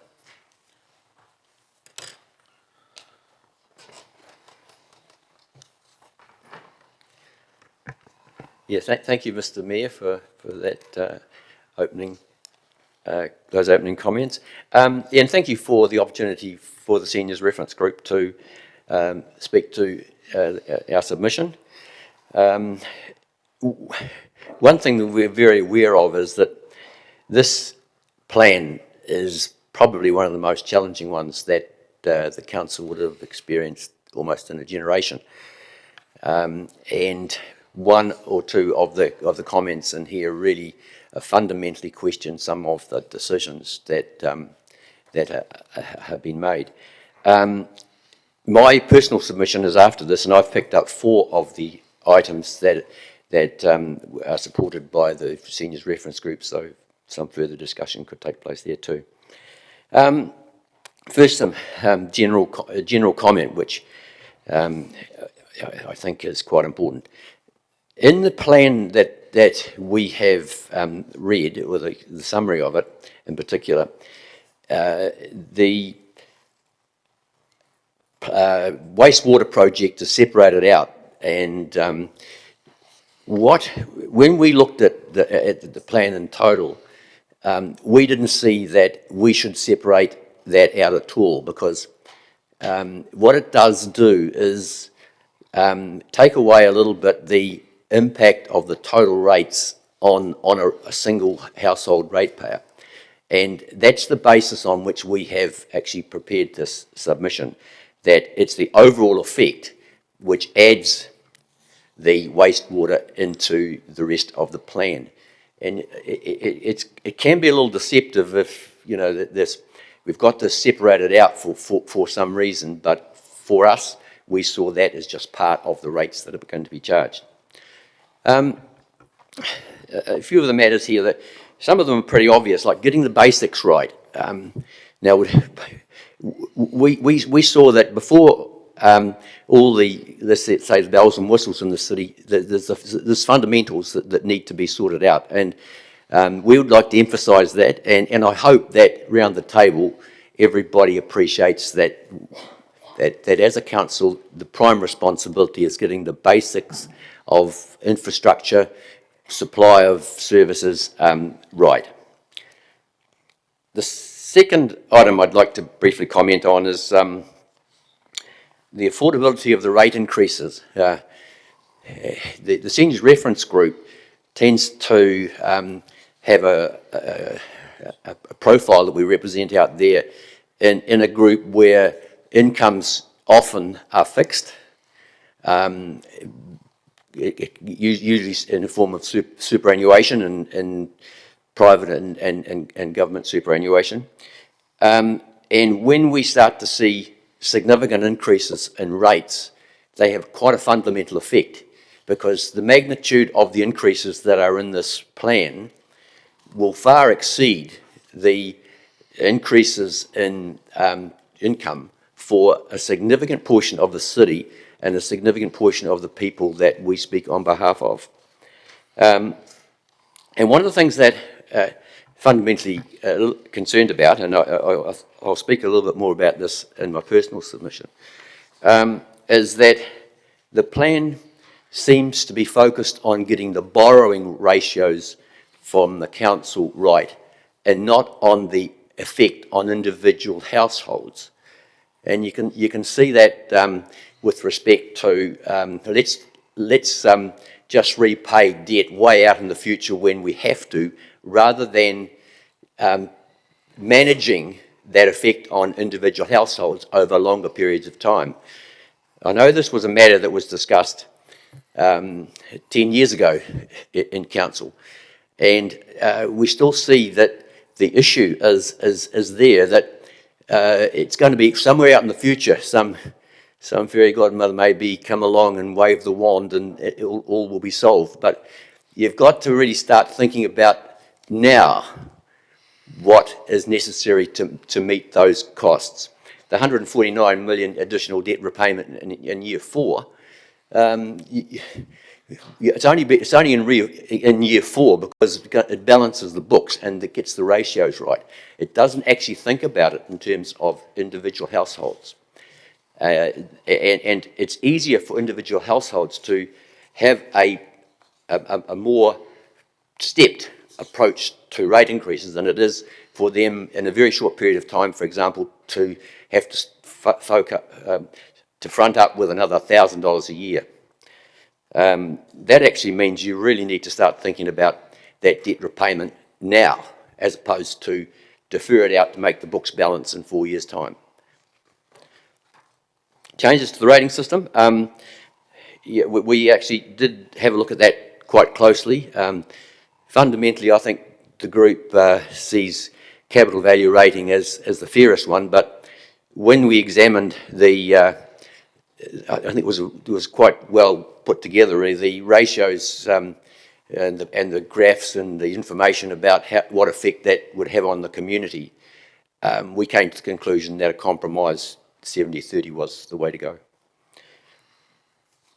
The wastewater project, really fundamentally concerned about the $1,000 that comes a year from that. And while the whole project is being considered taking into account many things, we believe that the cost has become a consequential thing as opposed to something that is actually should be considered to be fundamental, because the consequences of decisions which do not take into account the effect on the ratepayers in the city will have an enormous effect on individuals. And I guess we felt that that hadn't been considered. It really, I mentioned earlier about getting the ratios right as opposed to individual households. So the effect of that project means that there's a decision that needs to be made about whether some projects that are in the plan need to be suspended or eliminated. To us, it looked as if it's an either or. We came to the conclusion that there'd been an inadequate consideration of the individual effects on each ratepayer, and from that point of view, we think it should go back to the drawing board and get a more balanced financial decision in that space.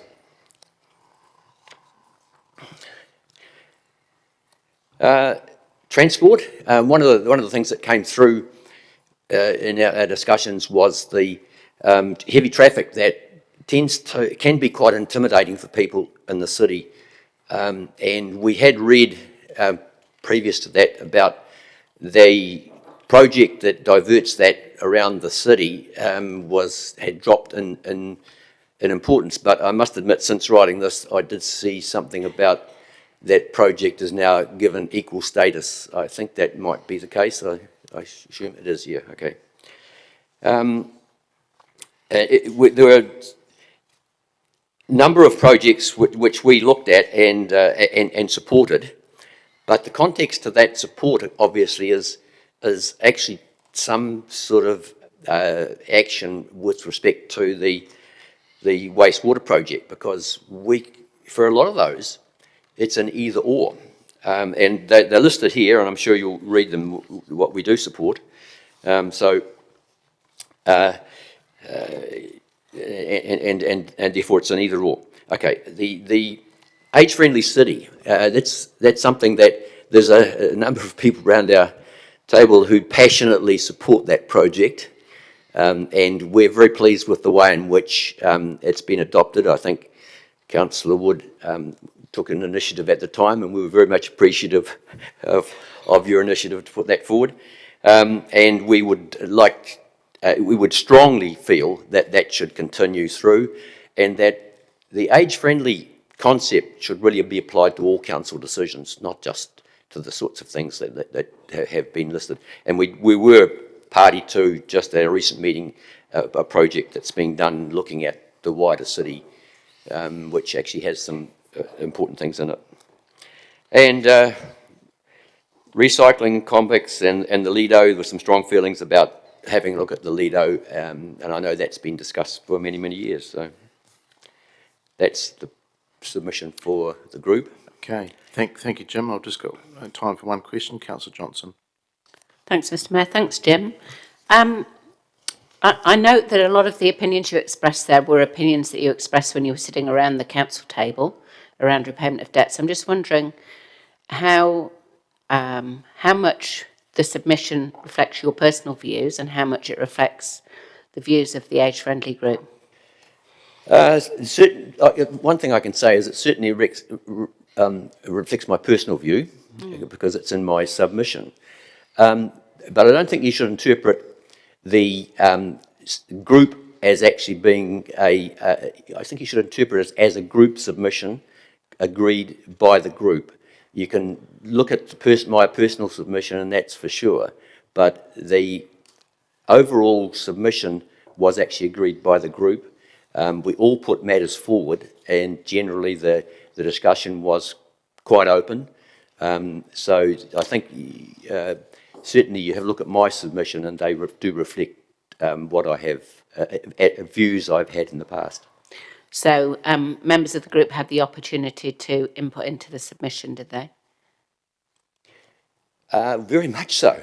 In fact, there was quite a vibrant discussion on the plan. We had a separate meeting to discuss the plan and all things in it.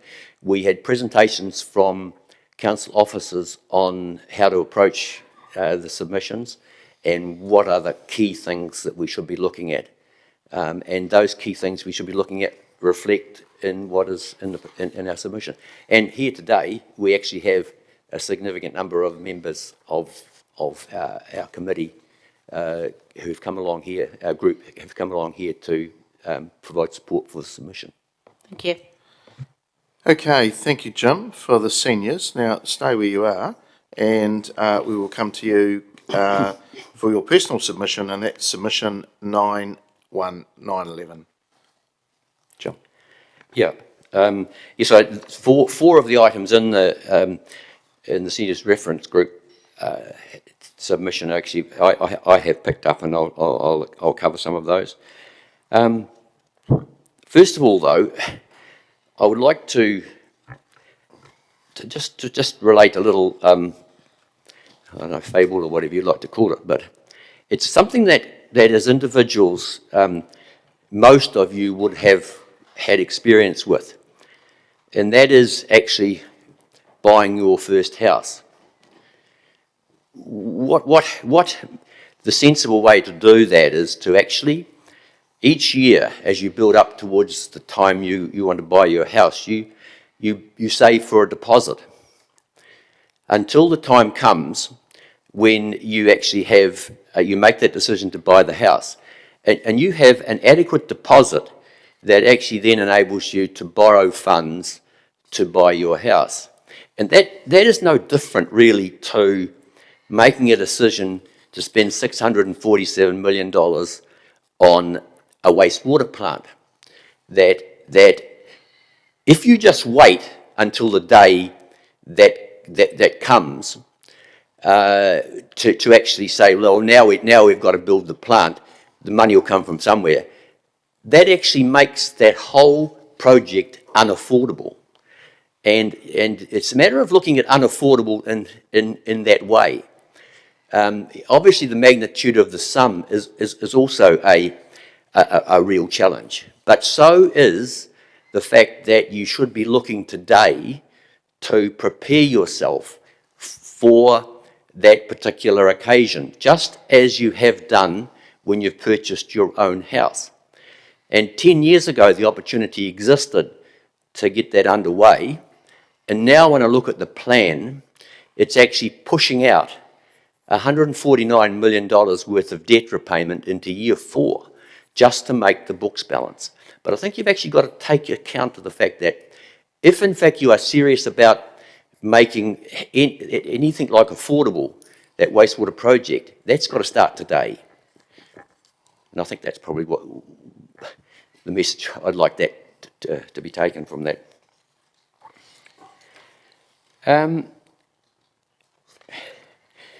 Changes. I've mentioned the changes to the wastewater and the other things there. Another thing that I think see as important is a commitment by council to active transport and shared pathways. Now, I know from active transport and shared pathways, there's very much a carbon neutral goal that meets, but I want to emphasise another aspect to that, and that is the health benefits from actually investing in those projects. As I mentioned here, I kind of get the impression that that there's a preference around the table, which I sort of sense from some councillors about motor vehicles effectively being the priority, whereas I think it's fundamental that you have to look at, and I'm talking about essentially cycling and walking here in particular, that people are entitled to have a balanced community of active transport. And I think the focus that you should be also having here is that you create a healthy community by having an active community. And those investments not only, I mean, sometimes it looks like a financial cost, doesn't it? But if you consider that the whole community, the benefits are those intangible benefits that you have from a healthy community. So I do believe that priority should be to get a balanced approach to transport, and that active transport and shared pathways should be a vital part of that. Now, the last one I've commented on here, and I would also mention that I support very much what Ross has said. I happen to be one of the other cyclists in his group, so we are regulars out there doing this kind of thing, and we've had discussions as a group about what a potential solution was, and Ross has actually mentioned that. I'd actually just also, and that in particular is the Fielding to Palmy shared pathway, which Ross has quantified as the 5 kilometre gap between Spaghetti Junction and the end of the Railway Road cycle shared path. The other thing I'd like to mention is the Manawatu to Ashes River Pathway. Been there for as an issue for years. I'm sure everybody's pretty familiar with it, but I think the matter, and you know, Ross mentioned some aspects to it as well, but one thing I would actually emphasise here is that with the completion of the Te Ahu Turanga road over the hill, alongside that is a shared pathway. And that shared pathway, I think, will become kind of a national thing. It'll bring people here because it adds to the pathways we've got out to Linton, to Longburn, round the city. And I think there'll be a lot of people will start using that. Now, what we will start to find is that you'll get a lot of pressure from those people who are actually having to cycle from down Raikara Road and out onto the main highway, particularly when you've got kids involved in this. And it's often a parents' thing, taking their kids on those kind of rides. And so I think that is starting to become urgent, that particular diversion is eliminated. So, and they are, they're my comments, so I'm happy to answer the questions. Yeah, thanks, Jim. Look, one, I'll just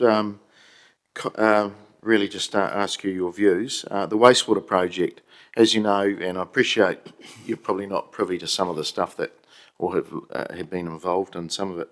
And yes, 10 years ago, you're right, it was a $30 million upgrade project. It's now 500 million plus the very generous contingency for inflation to give us that 640 odd million that it is today.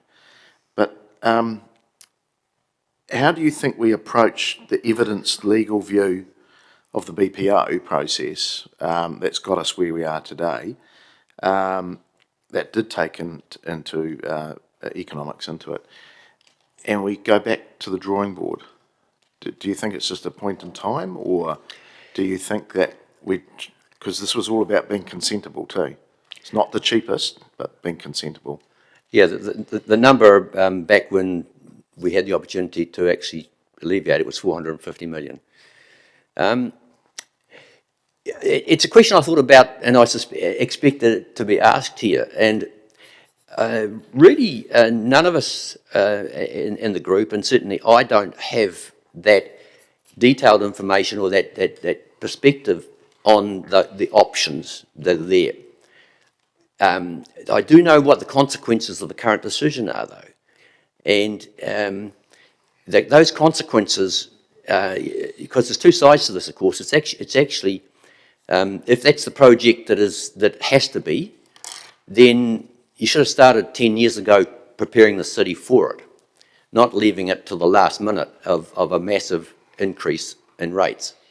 That's just deferring things out there into a point where it's definitely going to be unaffordable for people in the city to suddenly find $1,000 a year.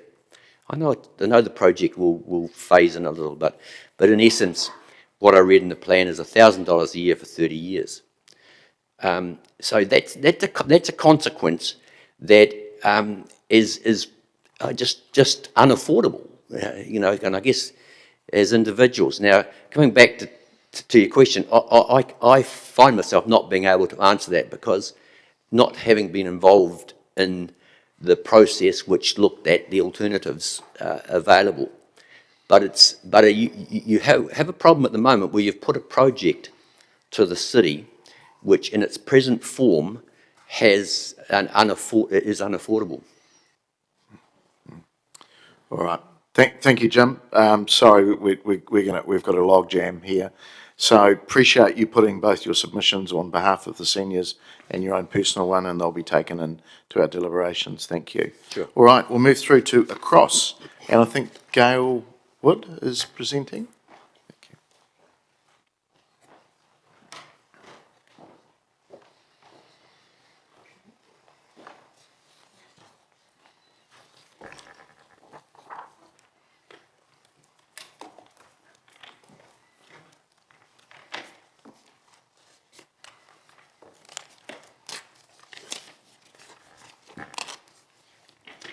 Welcome.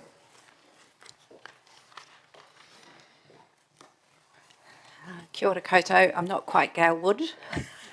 It's Gail Wood here. Tēnā koutou Mayor, tēnā koutou Deputy Mayor, tēnā koutou councillors. Ko Susan tūna ahau, ko kai whakahaere across te kotahitanga o te Wairua, te mahi. Thank you for the opportunity to talk to our submission today.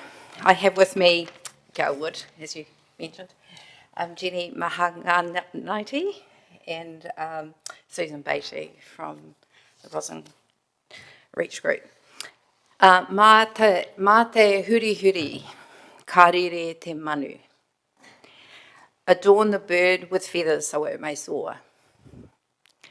Whether you are young or old, there is room to grow. Learning a new skill, solving problems, and helping others are just the many feathers we can wear in order to soar high. The more strengths we have, the higher we'll fly, and giving each other these feathers or experiences so we may all soar. And that whakatauki represents adorning the bird with feathers so it may soar. No one should have to accept inadequate services or limited opportunities because of the neighbourhood in which we reside. We need broader recognition that community services and infrastructure are a vital contributor to strong, vibrant neighbourhoods. This is the essence or the mauri of what we are presenting to the Council through our submission. It is on this premise that we are here today to present the need of a community hub in the Roslyn suburb. It is effectively the forgotten suburb of Palmerston North. The Roslyn community has the second highest deprivation ranking in Palmerston North. It's, if we use that old ranking score, it is a 9 compared to Highbury, which is a 10. We know where there is high deprivation, there is the prevalence of low income, a lack of access to housing, heating, health and social services. And these communities experience poorer health, social, economic and educational outcomes. We've discovered there is little community infrastructure in Roslyn, and the assistance and the very little services and any assistance of those living in that community. Across Te Kotahitanga has invested over $100,000 in the last 12 months. And we have done that because we see the need of what needs to occur in Roslyn. And we have explored and engaged with community organisations, providers, and the wider whānau that live in that community of what they see as the compelling challenges. And we believe that the first step in addressing those challenges is the infrastructure of a community hub. And we are seeking the Council's assistance to work with us to establish that hub. Our greatest aspiration for the Roslyn hub is the creation of a microeconomic system. Our approach is community designed, governed, led. We are merely the facilitators of transformation. This approach is designed to work together to support community participation and social, civic and economic life and help realise community aspirations. And we aspire for this community to connect, learn, earn and innovate. We have 3, if we go back to my whakatauki, feathers. One is bringing services into that community to establish resilience and support. We're working in partnership with the Kauri Health Centre to establish an alternative primary healthcare service within that community. And we are meeting with the Ministry of Health next Friday to explore that opportunity. And we want to lead community action, community-led initiatives that are owned and delivered by those whānau in that community. We have wide support from the community and funders, particularly for our operational costs through DIA, ECC, or Eastern Community Central Trust, and hopefully Whatu Water and the Ministry. You may well ask who we are. Across Te Kotahitanga was a collaboration between the Anglican and Catholic Diocese and Rangatani o Manawatu back in 1990. Hence the acronym of ACROSS, which means Anglican, Catholic, Rangatani Organisation of Social Services. The name Kotahitanga o Te Wairua means unity of spirit, and that was a name gifted to us by Rangatani. Rangatani have now evolved since that time, and they are charging their own destiny. We have, however, continued to provide mental health and social services to our whānau in the community, and now working to expand a better presence and a better connection with community, starting with Rosalind. And I'm going to hand over now to my colleagues who will be able to describe in more detail some of those aspects. Good morning. Thank you. Ko Gail tōko ingoa. I am a little nervous, so bear with me. I just want to give you the journey of how who live in Bulls, has a heart for the Rosalind area. My journey in my work life and my home life is to service people and for people. Over the last 4 years, while working in family violence, I had organised a soup night in the library in Rosalind with the wonderful librarian Louise. The only people that turned up were children, and we discovered they were there for the soup. They were hungry. So in this discovery, we sat down with them, and I sat down with 4 youth, and I said to them, what's your dream? Where do you want to be in 5 years? And what stops you from getting there, or what do you think is needed in the community? One of the young girls said to me, there's a pool, but we can't afford to swim in it. Another replied, well, when you need to buy bread for whānau, it's not a choice, you have to eat. And then there was one girl who sat back, and I said to her, what's your dream? And she said to live. This was a profound moment for me. I knew I had to be there to be a part of the community and try to help this community because they're vulnerable. So that has been my work over the last 4 years. Now I'm working with ACROSS. I've been there as their community development facilitator, and I love it because that girl resonates with me in my heart and my soul. So that's why I'm here today. So our aspiration is to have a visible and accessible place where the Rosalind community can come to the hub for a hand up, not a hand out. We can create pathways for this community so they can thrive and achieve reasonable standard of living. The hub will offer programs, for example, mobility from poverty. So this is a slightly different way of budgeting. It's around budgeting driven by community for community.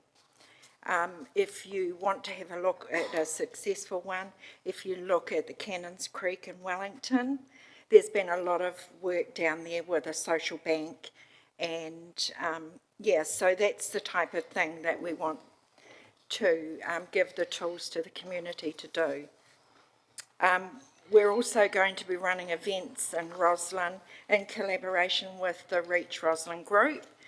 And the first one up that I have talked with Susan Beatty about is having a Have a Say Day, providing a free whānau day so that people can come along and give us their views and update, because we have to be organic and changeable to the needs of the community.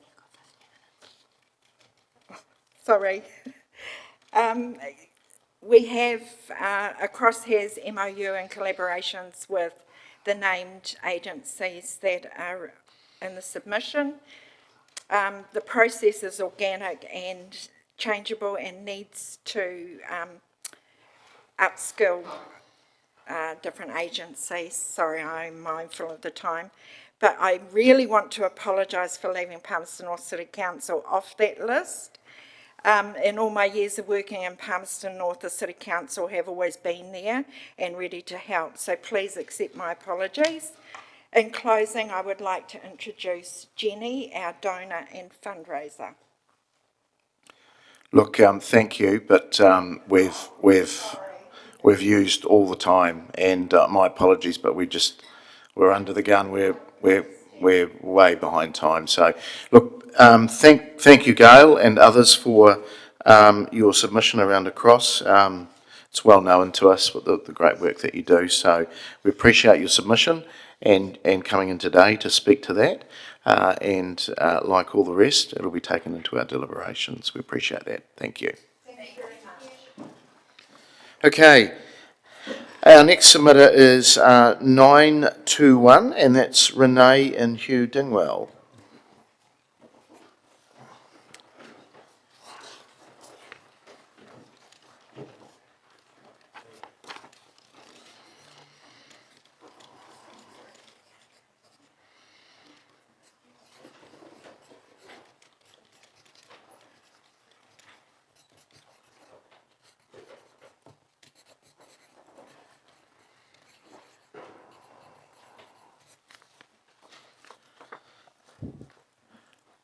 Welcome.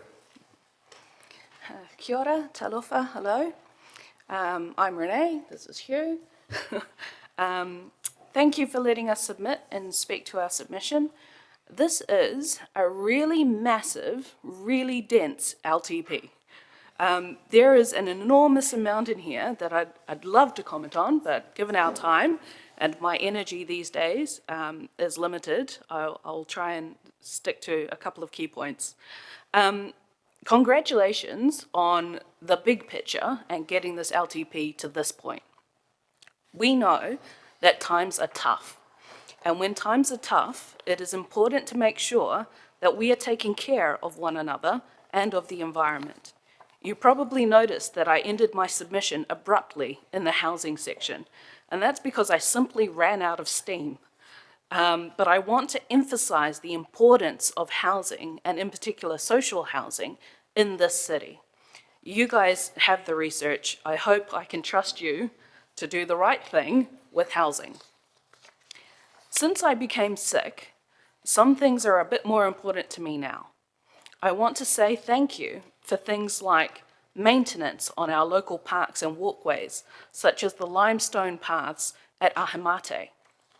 They actually make a huge difference to me being able to get out of the house in my wheels. Thank you for maintenance on footpaths, particularly where the curb ramps have been improved. For me to be able to get up, down onto the road and then up onto another footpath, it's a whole mission, and I feel every single crack in every footpath. I feel the dips, and even just outside here, when I was trying to get in here to council, my wheels went into a bit of a dip and Hugh just about threw me on the footpath. So, you know, like it's big, the footpath issue, but it makes a huge difference to people like me stuck in these wheels. I want to say thank you for things like raised pedestrian crossings, because they also make a huge difference. And thank you for community spaces like Awapuni Library and the Pacifica Centre. I actually went for a little mission for the first time in 2 years by myself in my power chair, where I managed to get out of my house, go up the road, around the corner, and connect with the people at Awapuni Library and the community space there. And I think it's amazing, and I think we need to do more in that space. These are the things that help me to connect to the outside world. If you're looking at ways to improve affordability for ratepayers, I have two main suggestions, and one is to shift the rating to capital value. Now, Hugh and I actually did the maths for every house on our street, which is Long Melford Road. And if we switch from land value to capital value, Long Melford Road would save $50,000, which is a huge amount for just one street in Palmerston North. Another thing I think we could look at is look at pushing back the upgrades to the arena until after the upgrades to the community centres have been completed. I kind of feel like we've done a huge amount in the arena space lately, and so possibly just pushing that back a few years so that we can focus a bit more funds on the community centres would be really good to help people keep having that connection, but not to lose too much in cutting things back, because we don't want to do that. It has been disheartening to see the uproar around Featherston Street and the council's reaction. We all remember the outcry about He Ara Kotahi, but many people walk that bridge and path daily. And it is an incredibly important part of their lives. One of those people is my mother-in-law, who lives with dementia. She enjoys walking that path every single day and thinking about her Danish ancestors who settled in the Manawatu in the early days. I am grateful that she is able to get some joy out of that community asset. People were outraged about the modifications to traffic flow and parking in the square opposite the plaza. But that is now the best spot for me to find a reliable wheelchair park and the smoothest path for me to actually roll along comfortably. Not everyone can use a private car, and this council has put forward some great plans to make other transport options safer and more accessible, and I would hate to see them derailed. I would like this LTP to be truly age-friendly, which means having options for everyone. Happy for questions if needed. Thank you. I was just going over it or reading it. Thank you. Councillor Barn. Thank you, Mr. Mayor. Thank you, Hugh and Renee. Nice to have you back in the chamber, Renee. I wanted to seek a comment from you, which follows on where you were just at about the access to the square. So you're talking about that. The bit that we've done for Streets for People, you have much better access in that space. But what about the rest of the square? What's your experience like with that as a wheelchair user? Oh, it is horrible. I have to say, it is horrible. Those little cobbly bits between here and Te Manawa, I have to brace myself as Hugh pushes me along there, and we ricochet like all the way down. If I go down one of those strips, I need to actually pause in Te Manawa or wherever I end up being and actually have a little break, like just to calm myself and my bones down after going through that space. Okay, feel free to talk. I think, like, Renee kind of half-jokingly said that I just about tipped her out of the wheelchair on the way here, and that's true. And the problem is that if you're pushing someone's wheelchair for them, you can't see their feet. Like, their head blocks the view of immediately in front of you. And there are places, even around the square, where, like, the drainage channels in the footpaths or the rise up from the road surface into the curb ramp to get you up to the footpath is enough that hard guide wheels on a wheelchair will just lock and stop dead. And so if you're trying to get off the road in a timely fashion or, you know, get someone through the drainage channel and up the other side, you're going to put in some force and you're just going to snag, and it's like tipping something out of a wheelbarrow. Go flying. Yeah, so it's not great. Thank you. That's all I had. Councillor Zabellan. Thank you, Hugh and Renee. I had just a question about your experience at Awapuni Library and whether you could tell us how you found that manoeuvring around that space and using that space in a wheelchair. Yeah, so I love Awapuni Library, but I noticed that it is supremely busy down there. When I go there, I try and go there in my power chair, and it's actually so big that I have to like park myself in front of the children's book section, and then if a kid wants a book, I have to move out of the way and try and park myself in another space. There's literally nowhere for me to park, just to be. I had an experience where I tried to go to the bathroom, and it turns out they do have an accessible bathroom, but they had to move a whole bunch of furniture out of the way so that I can get to the bathroom, and then I wheel myself in, but there's actually no space to turn around, so I can't turn behind me somehow and lock the door while I'm facing it's not accessible for someone in a powered wheelchair, which is the only way I can move without a support person. So if we are looking at building or improving community centres, it would be really important to actually have very good accessible bathrooms and accessible spaces that are accessible for more than just these kind of chairs. Because, you know, some people actually need power chairs. Thank you very much. And you also mentioned just some comments about the footpath network. We've got 93% of our network is rated between good and excellent, or average and excellent. Would your assessment of that be, from what you've experienced? What percentage rating would you give us? So it's funny because I have heard some people, even just in the submissions, talking about Awapuni footpaths as being terrible, but I also recognise that that terrible is a lot better than the terrible I see in Takaro and Highbury.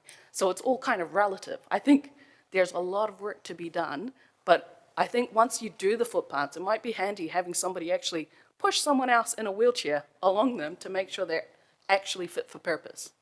Yeah. Thank you very much. Thanks, Renee. Thanks, Hugh. Appreciate your submission, and you know the drill. We will take everything into our deliberations and appreciate you coming in. Thank you. Thank you. All right. Our next submitter is Nakahi Sakai. Thank you. And submission number 828. Nakahi, welcome. Thank you, everybody. Naoki Sakai is my name. Just came here, not prepared, probably didn't realize that I'm talking to many people here. Just one of the residents from Waikola Drive. We live in a small lifestyle block, and I'll see the other look at the proposal for some significant changes on especially the lifestyle block between 2 and 5 hectares, which is my land is in that. And I understand that the living cost is rising, so that should be that rate had to be increased as well. But I felt it's a quite unreasonable increase on those living in a lifestyle block, because my calculation is correct. My rate will be over 40% increase, which is significant from the previous year. And we are a tight community in our street, and we had a circular and email between the residents. And if I didn't receive that email, I probably didn't know that there was a significant increase. And I do understand, and Lifestyles block is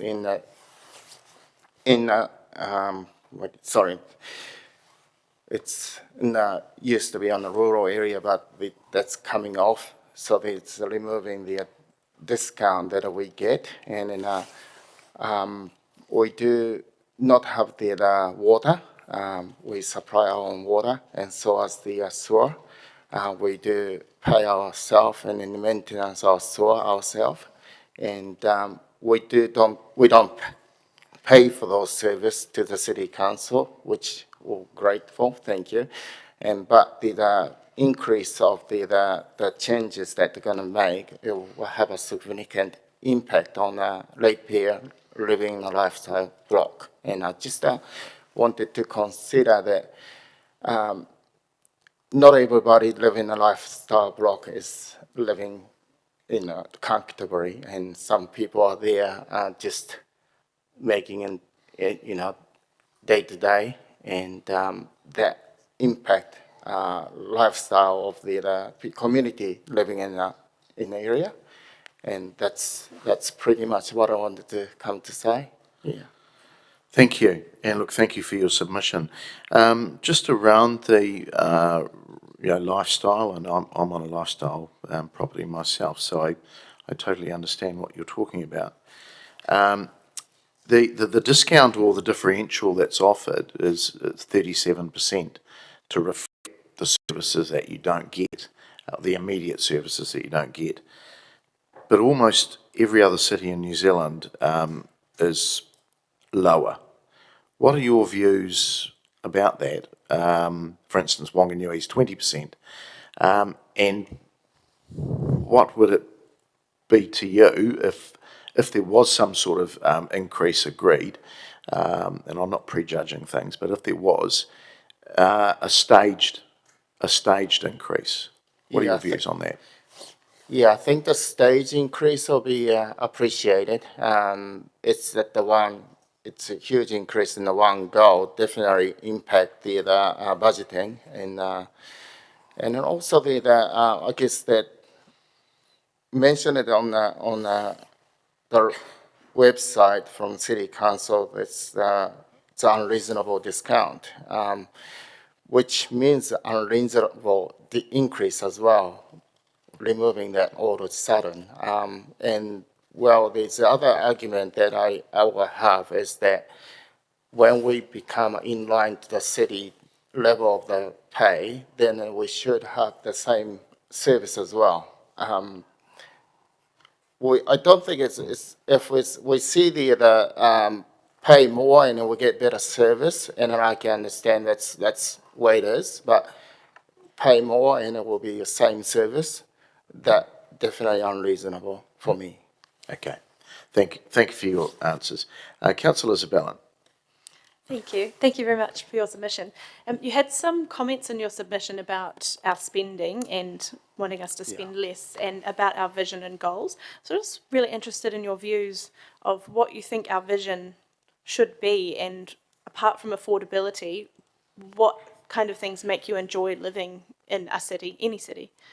I guess that, like the same as everybody else, that we experience the increase of the living cost, and I myself that had to control myself for spending. Like I say, going out for the dinner, to not going to the movie theater as often, or not buying the nice things, nice cars, and if they could get by in that period of time, so I think everybody does it, to watch out what we spend.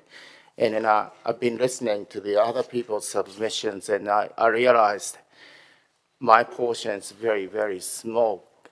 When you look at the big pictures, definitely we need to promote the Palmerston North, so we have a growth and a more ratepayer will move into the Palmerston North. I understand that, but however, that when we have budget to work with, I think it's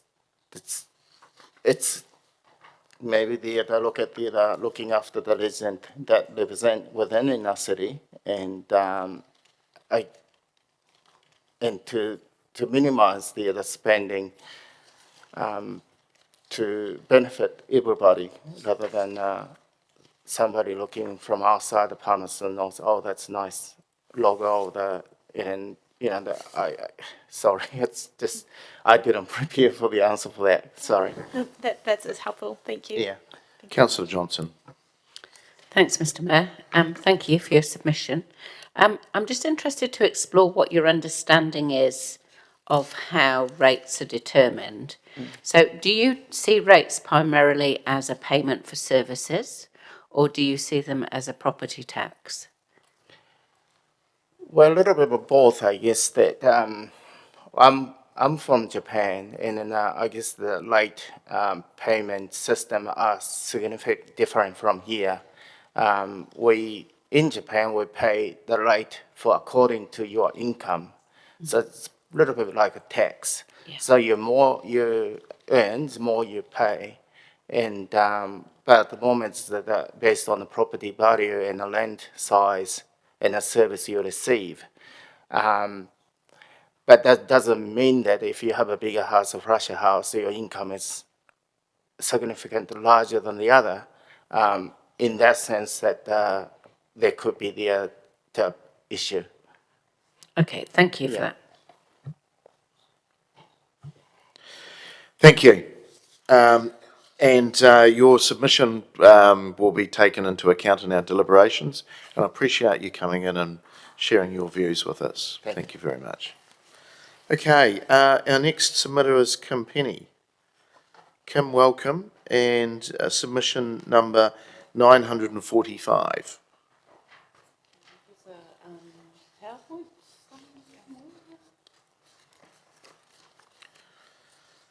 Welcome, Kim.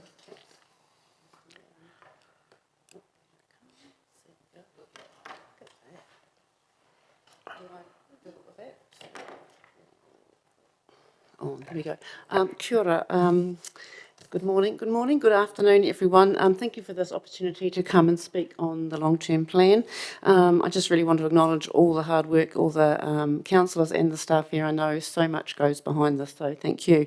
While I suspect that we all have different opinions on the means, I really have confidence that we are all working towards the same ends, that of Māori ora holistic wellbeing of our environment and community. As I suspect, I am one of very few submitters who suggest that the rates increase is not high enough. I did think it was very important to come along and speak to my submission. I have 3 points to make, as you will see on my PowerPoint. Let's see if I can manage this. Oh, hi, look at that. This is the village of Shimshal in northern Pakistan near the Chinese border. It is the village that my daughter whakapapas to. I am known there as mother, auntie and cousin.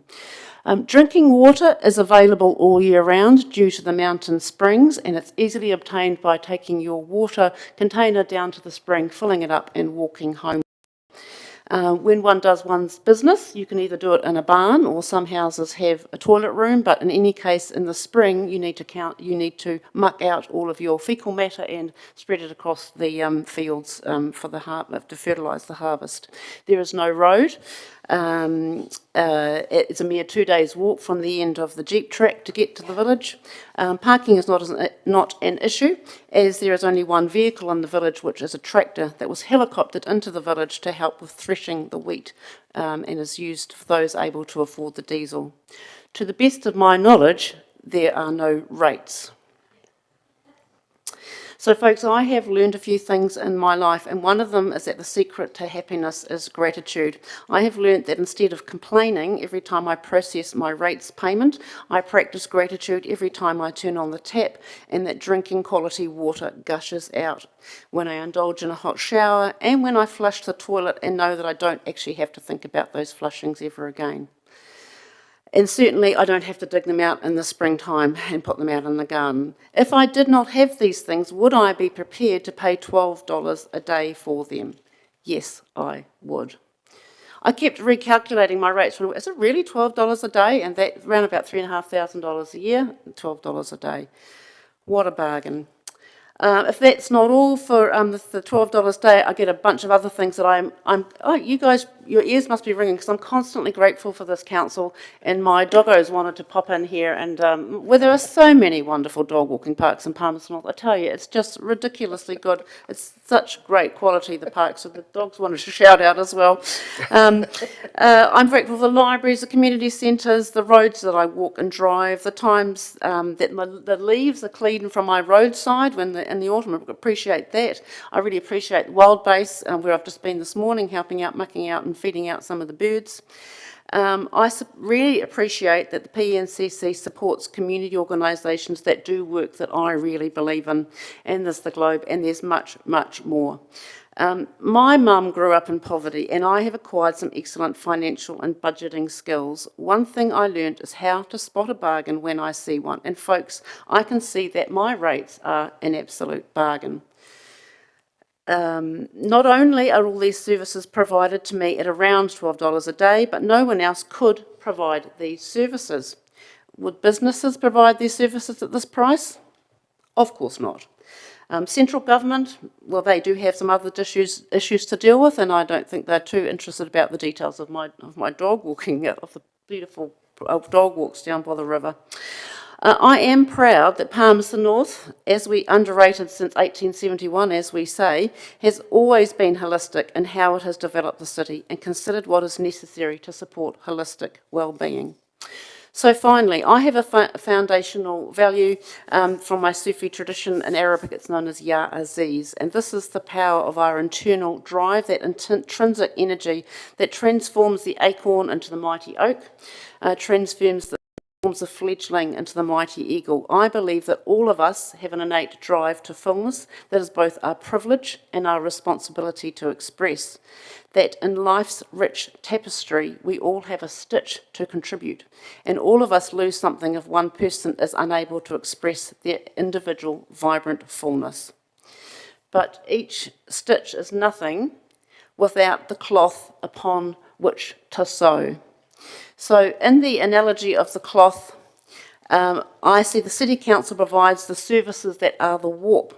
We as individuals, as families, clubs, businesses, for-purpose organisations, schools and other education facilities, etc., we can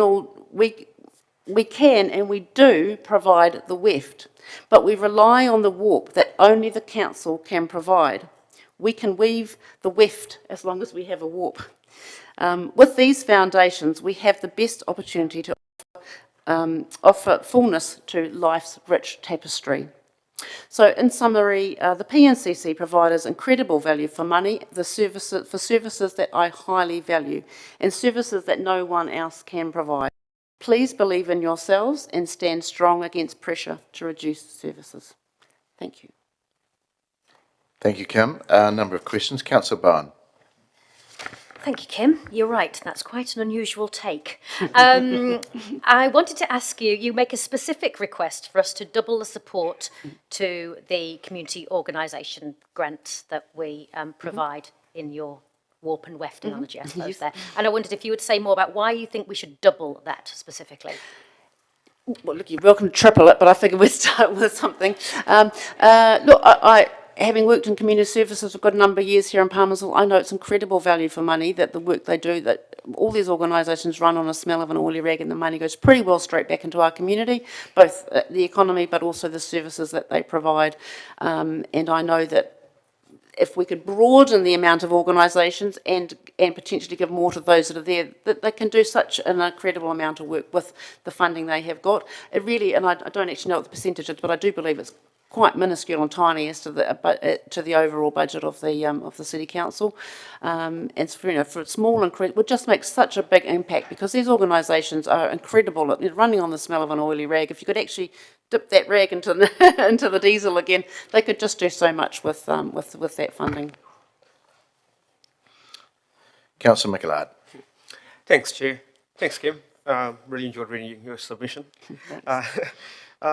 You mentioned in your submission that you wanted to that you supported capital value system. I think what I'm interested in knowing is largely around your rationale for supporting it, because the submission that I've read so far, stating the options, but not really telling me exactly how it's impacting them. Not many of them actually tell me how it's impacting them, so I want to know your rationale for it. Look, to be honest, I didn't do a huge amount of research, other than I understand it's used a lot more around the country. That's where it's used a lot more, and it just strikes me as a lot fairer to produce capital rather than land.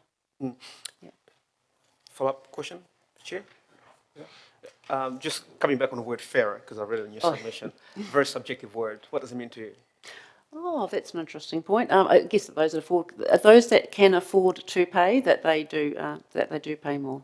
That's where I would see fairer. Equity rather than equality. So which I guess we don't actually all get the same. Everyone doesn't have to get equal, but we get equality, so that we can all offer our full stitch back to the community. Our beautiful, colourful stitch. All right, thank you, Kim. Appreciate you coming in and speaking to your submission, and we will take all of that into our deliberations. Thank you. All right, our next submitter is Paul Barris, and that's councillor's number 985. Paul, welcome. Thank you. I'm here to tell you that you should save some money, so I'll try and save you some time and come short on the 10 minutes. I thought long and hard about, do I make a submission or not? And the reality Why I think that way is because often a lot of people come to this table, make their submission, and then go away and in months to come actually consider if it was worthwhile or not. And in previous years, it hasn't, but sometimes it does pay to actually say your thing at the same time. In essence, I want to echo some of the comments that I've heard at this table today, especially from the architect David Chappell, in relation to how you do your costings and how you do your budgets. This is probably my main point in relation to all the first questions that I saw on my submission. My view is that you should have an annual budget on what you want to spend on all the capital projects or whatever. You're never going to know what they're going to cost. Like I see the library in Awapuni, 27.1 million. The reality is until you actually get detailed design, you won't know. And that's just the way it is. Like today, I'm not complaining, but we're running late. It wasn't a design issue, it's just what happens. And with building, it's exactly the same thing. When you start renovating or doing whatever it is, you just don't know.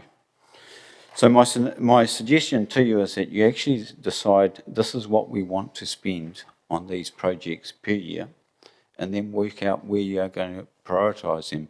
If it's going to be in a community library, if it's going to be in the arena, if it's going to be in systemic upgrade of some of your essential buildings, that's your business to work out. That's why you get voted to actually establish priorities based on what you represent. But don't, in my view, it's a mistake to put a whole lot of projects into the mix without knowing exactly what it's going to cost and then say, let's go and do it. So that's what I'd say about the first question about all the scenarios that you thought of and why I don't support it. It's because you're doing the wrong methodology in relation to costings. The next stage that I actually want to talk about is, and something that will be of huge passion to some of you, hopefully all of you, but I suspect it's just most, is about we need to get the city growing. And one of the aspects of doing it is to actually have a look at why is there so much land around the place that hasn't been developed, and potentially recognise that that land could produce a lot more rates and a lot more benefit to the city if it was allowed to be developed. The scenario in hand, I suppose, is a project that I'm working through at the moment and probably will be working through in the next 5 to 7 years, is the old golf course on Railway Road. When we purchased it originally, back about 24 years ago, it was paying $4,200 in rates. Now, maybe in that period of time, accumulative or compounding interest or rates growth might have been about 350%. So you'd think, well, it should be paying, based on that, $20,000. Because certain developments were allowed to go forward, part of that land is now paying, and 10% of that land is paying in excess of $140,000. If it was fully developed, it would pay $700,000 to $800,000 in rates.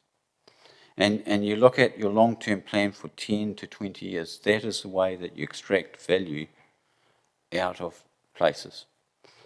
None of those rate payers in those areas, and I've asked, are necessarily complaining of what they're paying now, because they see it as reasonable value. Sure, they want you to adjust some of your projects and all those sort of things, and I've got some feedback on that. But the reality is that their rates is what they expect to pay. But that's how you realise value. In relation, I also had a look at the North East Industrial Park, which we were the establishers of, and we were the developers, and we put all the, most or 90% of the roading in, definitely all the services and the likes. When we bought that in 2001 to 2003, the total sum of that was in the order of $6,500. You add all those titles up, plus a couple more that we didn't have, so maybe it was $10,000 with the ones that we didn't own. Today, that's climbing towards $2 million in rates. That's how you make money out of the land. And it's not being greedy, it's just that's what it costs. And we're not talking about development levies or anything like that, but that is how you can get value out of the place. So then that brings me to the next spot in relation to what are some of the things that potentially need to be reviewed. And first of all, I'll start with something that I think I've seen happen, which I think you've got right. Some of the development levy recalculations that you've done are good. You've actually gone away and said what do the different areas cost to actually get services to, and based on that there's going to be a scale from what could be viewed as cheap to very expensive. The reality is that is what is the cost, but there should be more and more analysis so it is specific versus averaged out, and I'd commend you to do, or ask you to do that if at all possible. The other thing too is I showed you as part of my REPA area, we've done a detailed analysis of it, including with aviation experts, and we found out that what the REPA area is calculated is on a pipe dream of the airport, that they're going to extend the runway to 2,900 metres in length, which we talked about a project that 10 years ago cost 30 million or was costed at that without probably knowing, and today it's a lot higher. When that project was costed 20 years ago, and I don't know how they did their costings, and I suggest they got them wrong, but it was 93 million. What it would be today, who knows? The reality is that's not going to happen. So why should there be restrictions on people that live in that area that can only have certain amount of people to their house or number of people to their house once a year based on something that is never going to happen? And the reality is that the review should be done, and I imagine that if it's not done, it will get done by a private plan change. In essence, that's what I want to encourage you to think about. There are some other points that are in the submission, and if you've got questions, I'm happy to answer. If not, you're welcome to say 3 minutes. Very good, Paul. Look, no, it's all lit up. Councillor Barrett. Thank you, Mr. Chair. Thanks, Paul. Good to see you again. I guess my question is really around your focus on growth, and I think you did a good job of outlining, you know, the situation the city's in terms of the financial challenges that we face. And I guess what I'm trying to understand is we've been growing for 150 years, and so if growth was the solution, I don't understand how we're in the situation we are now and how just continuing to grow actually helps anything. What I'd say to you is that that block of land, when there was a comprehensive study done by City Council, and back in those days it was Montgomery Watson's, and today the company's called Stantec because there's been a couple of corporate takeovers. The golf course was identified as the best land for industrial development with the exception of heights of buildings, and that's why it was discarded. We have found a solution to that. So if those parcels of land would be developed, you wouldn't have to go out 2 kilometres past as you're looking at the moment. You could develop those first and collect the money because everything is done. So you're, instead of spreading out, you're actually concentrating, because that land at the moment is not really serving too many purposes. All right, thank you. That's dropped the questions. Thank you, Paul. Appreciate you putting effort into your submission and coming to speak to us, and we'll take those on board and thank you in our deliberations. So, councillors, we have one more, and that's Walter Davis. Welcome, Walter, and that's submission 1228.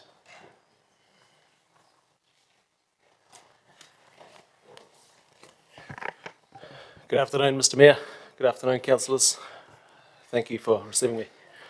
So I just want to start by telling a story. So over the past 2 months, I've sat down with 6 of our employees that are all paying off mortgages, and gone through with them their own personal budgets. It's been a very interesting way of getting to know your staff a lot better. And it's interesting. Yeah, everyone's got their own unique financial challenge right now. Inflation has increased everyone's grocery prices, clothing, cost of transport, what have you. And then on top of that now, a lot of mortgages are being reset. People are having their mortgages jump from 3% up to 7.5%, 8%. And the one common denominator across all 6 of my staff that I sat down with was that everyone is doing it tough right now. So when I saw the LTP come out with proposed rates increases of 11.3%, 10% and 9%, it concerned me, really concerned me, not only for my own staff, but for all mortgage-paying homeowners out there.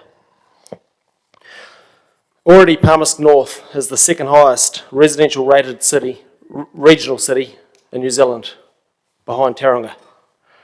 And when we look at the rates increases proposed, plus the $1,000, or likely $1,000 surge levy coming, it increases the unaffordable, it really damages the affordability of living in this beautiful city. So I sought to understand the numbers.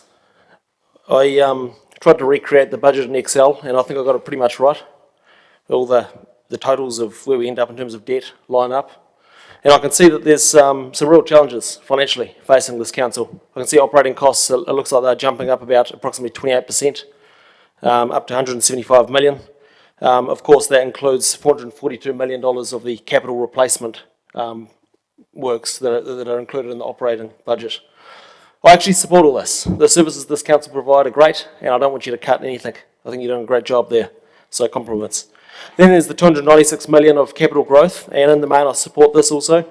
And then there's the 1.55 billion of capital new, which is proposed to be mostly financed from an increase in debt and then the off-balance sheet funding like special purpose vehicles.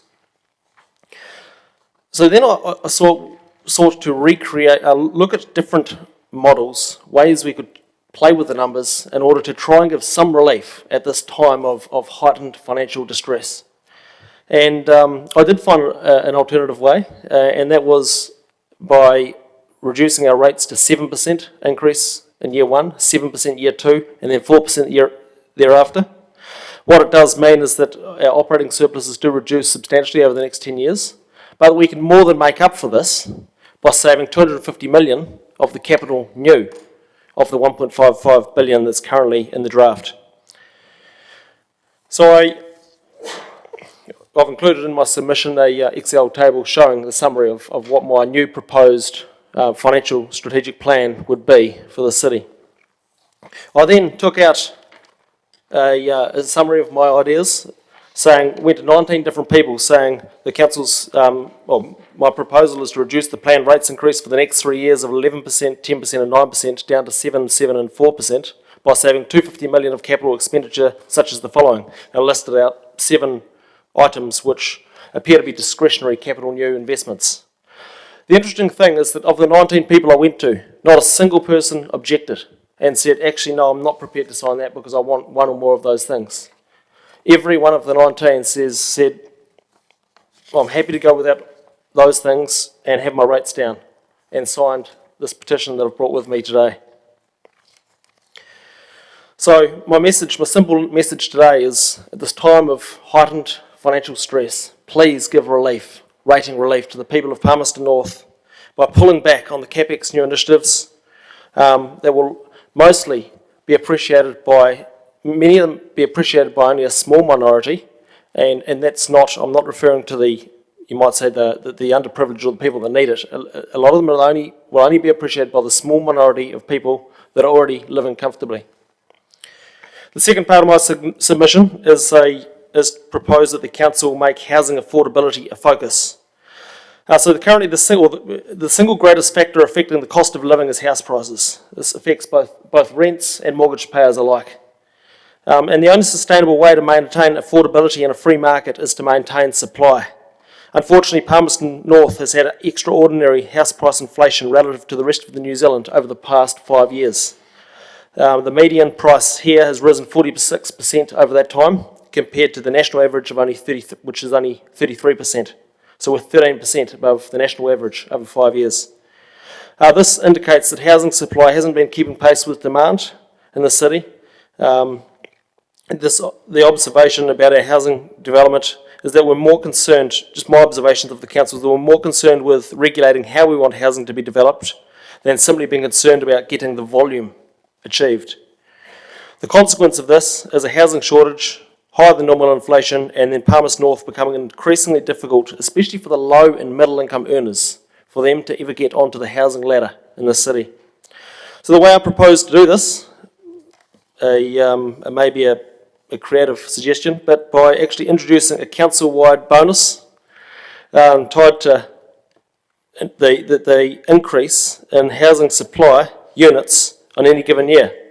So by this, I mean, we look at the number of new housing units that we add to the city, and let's say if it's 0.5%, then every council officer gets a 0.5% bonus, 0.5% of their salary as an annual payment, as a bonus to reward them for the increase in housing units that we've added to our city. So this would do three things. It would create alignment so that all of the PNCC teams are focused on a common objective. Secondly, it would actually be self-funding because the rates from the increased housing units or the residential units in year 2 would pay for the incentive of the previous year by more than double. And then thirdly, it would spread with the Nature Cools levy coming, it would spread this burden across a greater population, therefore reducing the per household cost. Thank you, and happy to take questions. Yeah, thanks, Walter, and appreciate you putting some ideas on paper there and coming to speak to those. Look, with all due respect, I don't think we're the highest or the second highest city rating, and I can name 4 cities immediately that are higher than us, so I'm just not sure where those figures came from, but even our neighbours of Wanganui are slightly dearer than us, so, but I appreciate what you've put on paper. I'll go to Councillor Naylor.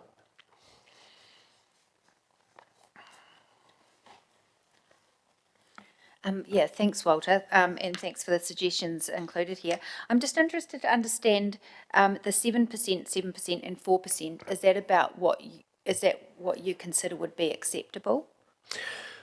That was the numbers I determined we needed to apply in order to maintain the debt to income level at the same or slightly under the current level that this council has indicated it's prepared to go at.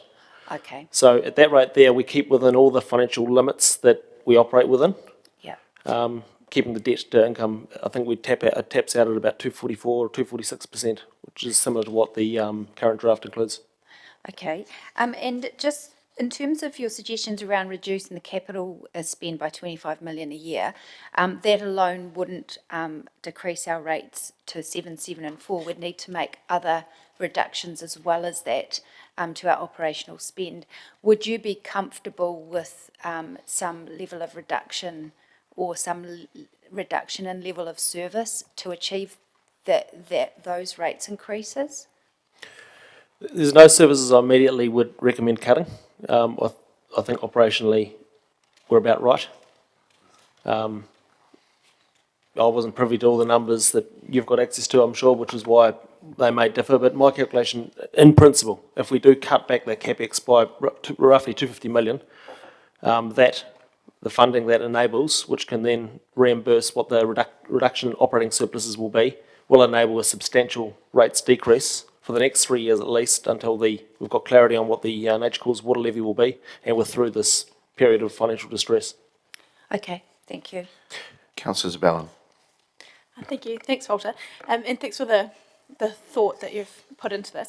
I'm interested in your views in terms of getting as many houses online as possible, whether you prefer a greenfield expansion or subdivision growing up, or a mix. Yeah, I'm aware this has been discussed in the FDS. It's currently ongoing, and but I support both. I just support volume overall. I think the market will dictate what's preferable, but the overarching purpose, I believe, this council should be promoting is volume, so that we can keep the average price, the median price, affordable, so that low and middle income earners can get on the property ladder. Thank you. Do you have a view on encroaching on agricultural soils or flood zones? As a nation, we're well and truly food independent. So I don't see that as such an issue myself. Thank you. All right. Thanks very much, Walter. We've just gone over time, but appreciate you putting everything to paper and getting some other people to support you in your petition. And again, all your commentary will be taken into deliberations. Thank you. Thank you. All right, councillors, we're now going to have a break and we'll reconvene at 2 o'clock. We've changed the schedule, so I think you'll be pleased with that. And we'll adjourn the meeting and we'll be back for session 3. Session 3 at 2 p.m. and the Deputy Mayor, I think, is taking over then. Thank you.